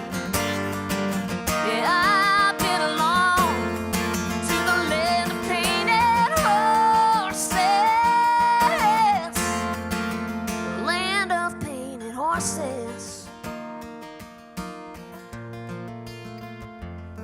Well, there's a place where the Indian paintbrush grows. They call it Oklahoma, but I call it home. Thank you, Tuscaloosa. You have a great night. My name is Jordan Rayner. It's been a pleasure playing for you tonight. Thank you, Chief and the Assistant Chief and Tribal Council, for having me here tonight.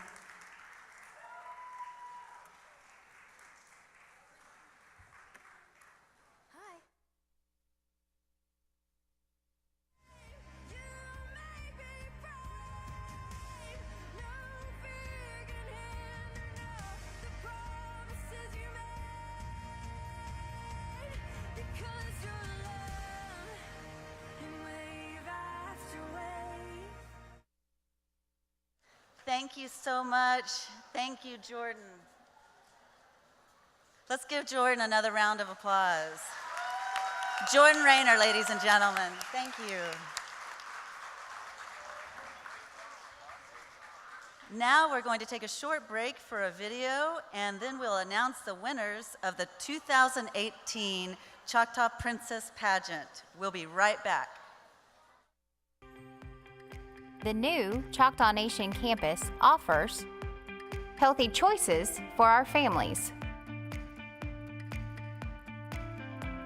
education for our children,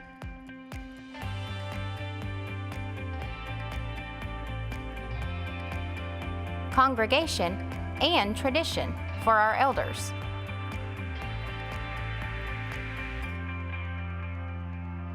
wellness for our community,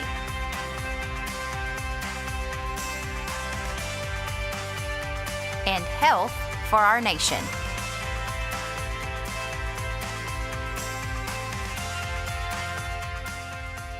This campus is an amazing testament to the history of the Choctaw Nation. We are proud to be part of this history and look forward to the future. Tribal members can now save time and resources by having all their needs met in one campus.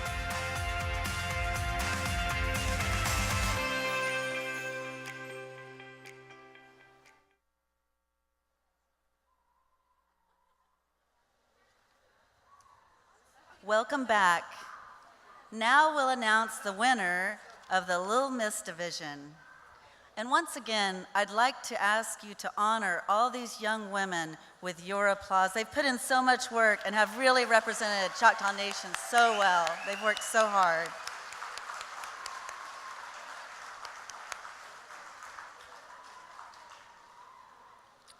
First is the second runner-up.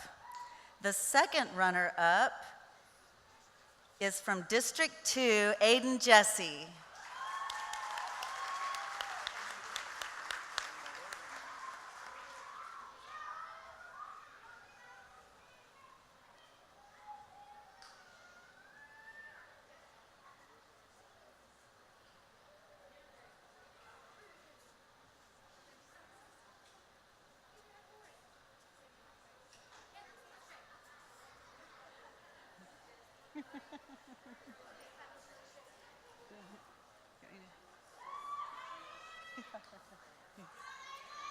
Congratulations, Aiden.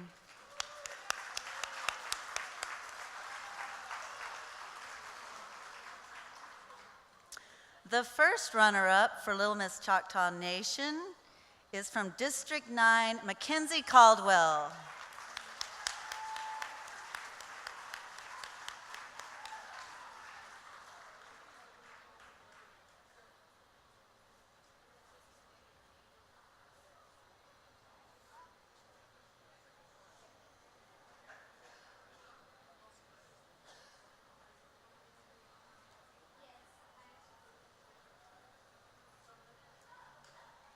Let's give it up for Mackenzie.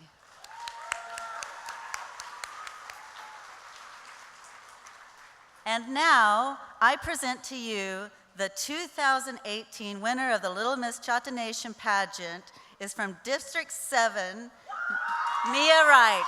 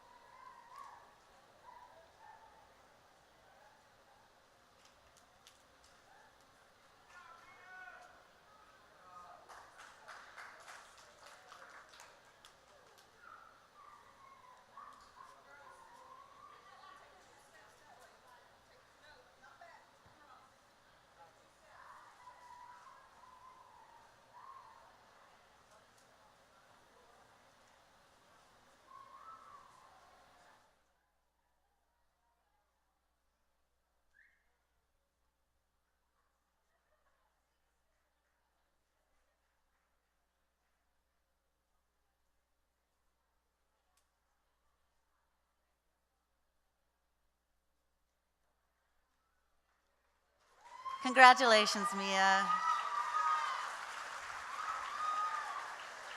Thank you, and Yakoki, give a round of applause to all the Little Miss candidates.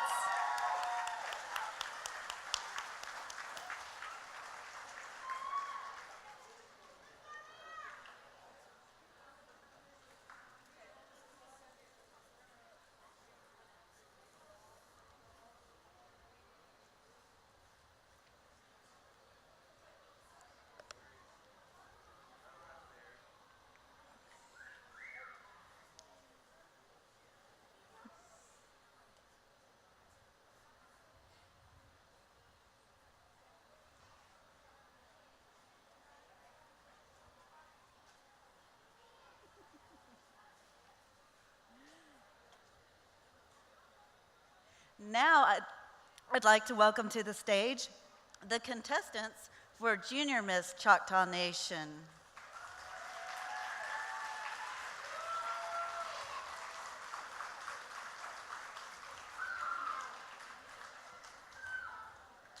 And the second runner-up for the Junior Miss candidates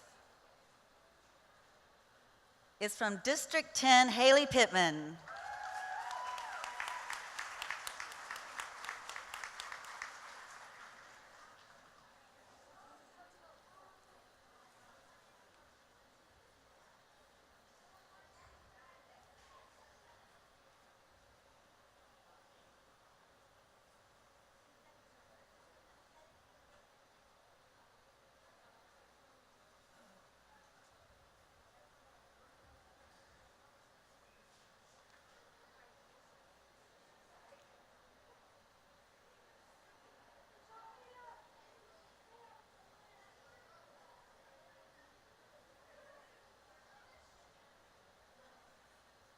Congratulations, Haley.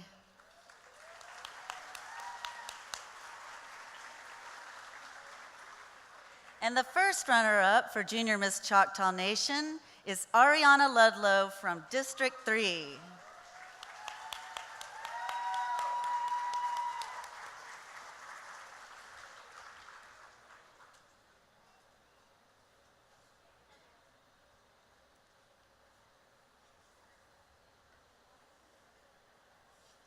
Congratulations, Ariana.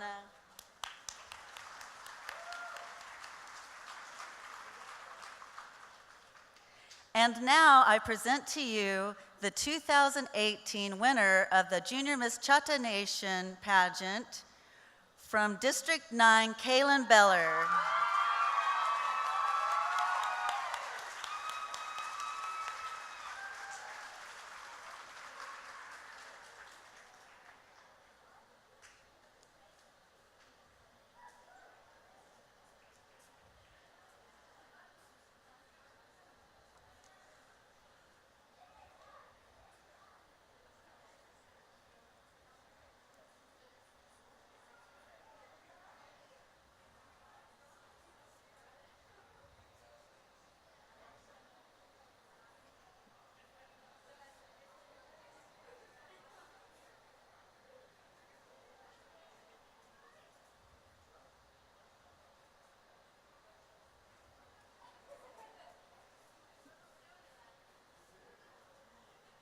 Congratulations, Kaylin.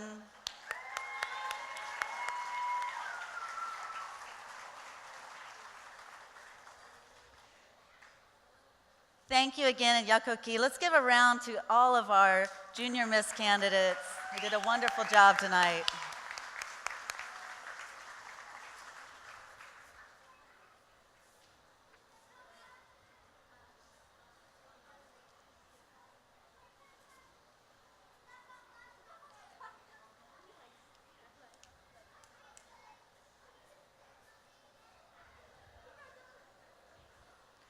And now, I'd like to welcome to the stage the contestants for Miss Choctaw Nation. Welcome and congratulations. You're all winners tonight. You did a beautiful job.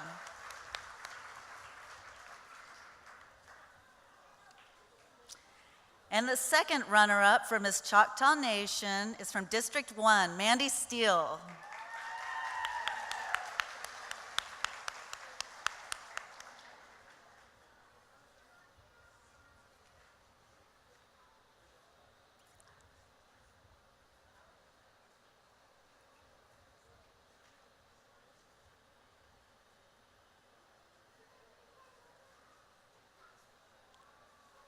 Congratulations, Mandy.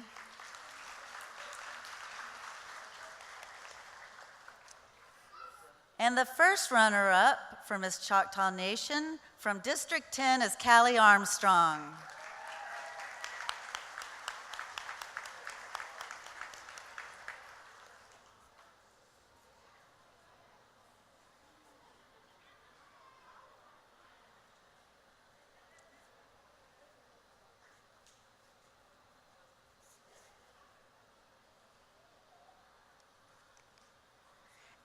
And now I present to you the 2018 winner of the Miss Choctaw Nation pageant from District 7, Lauren Crosby.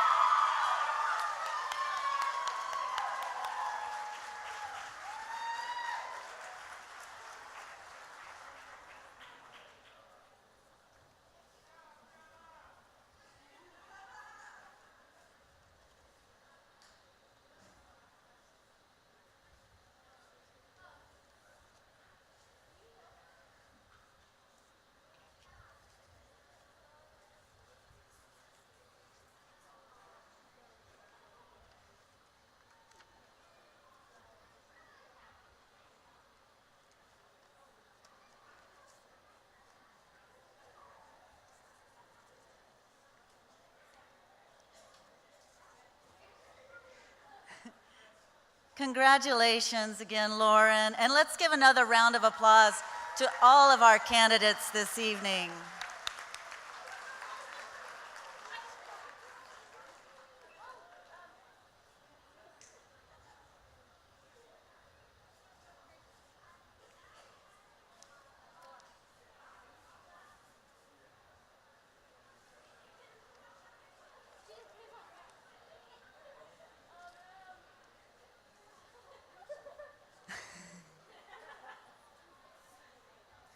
Thank you, ladies.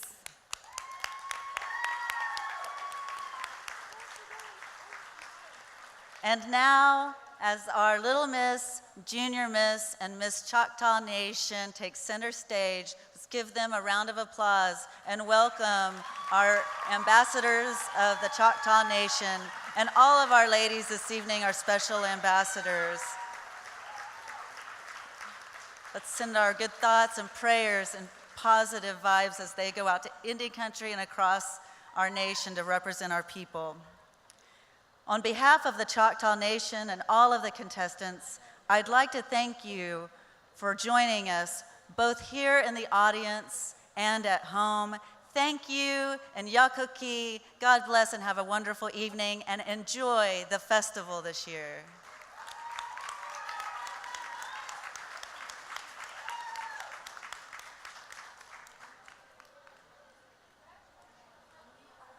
People made from the earth.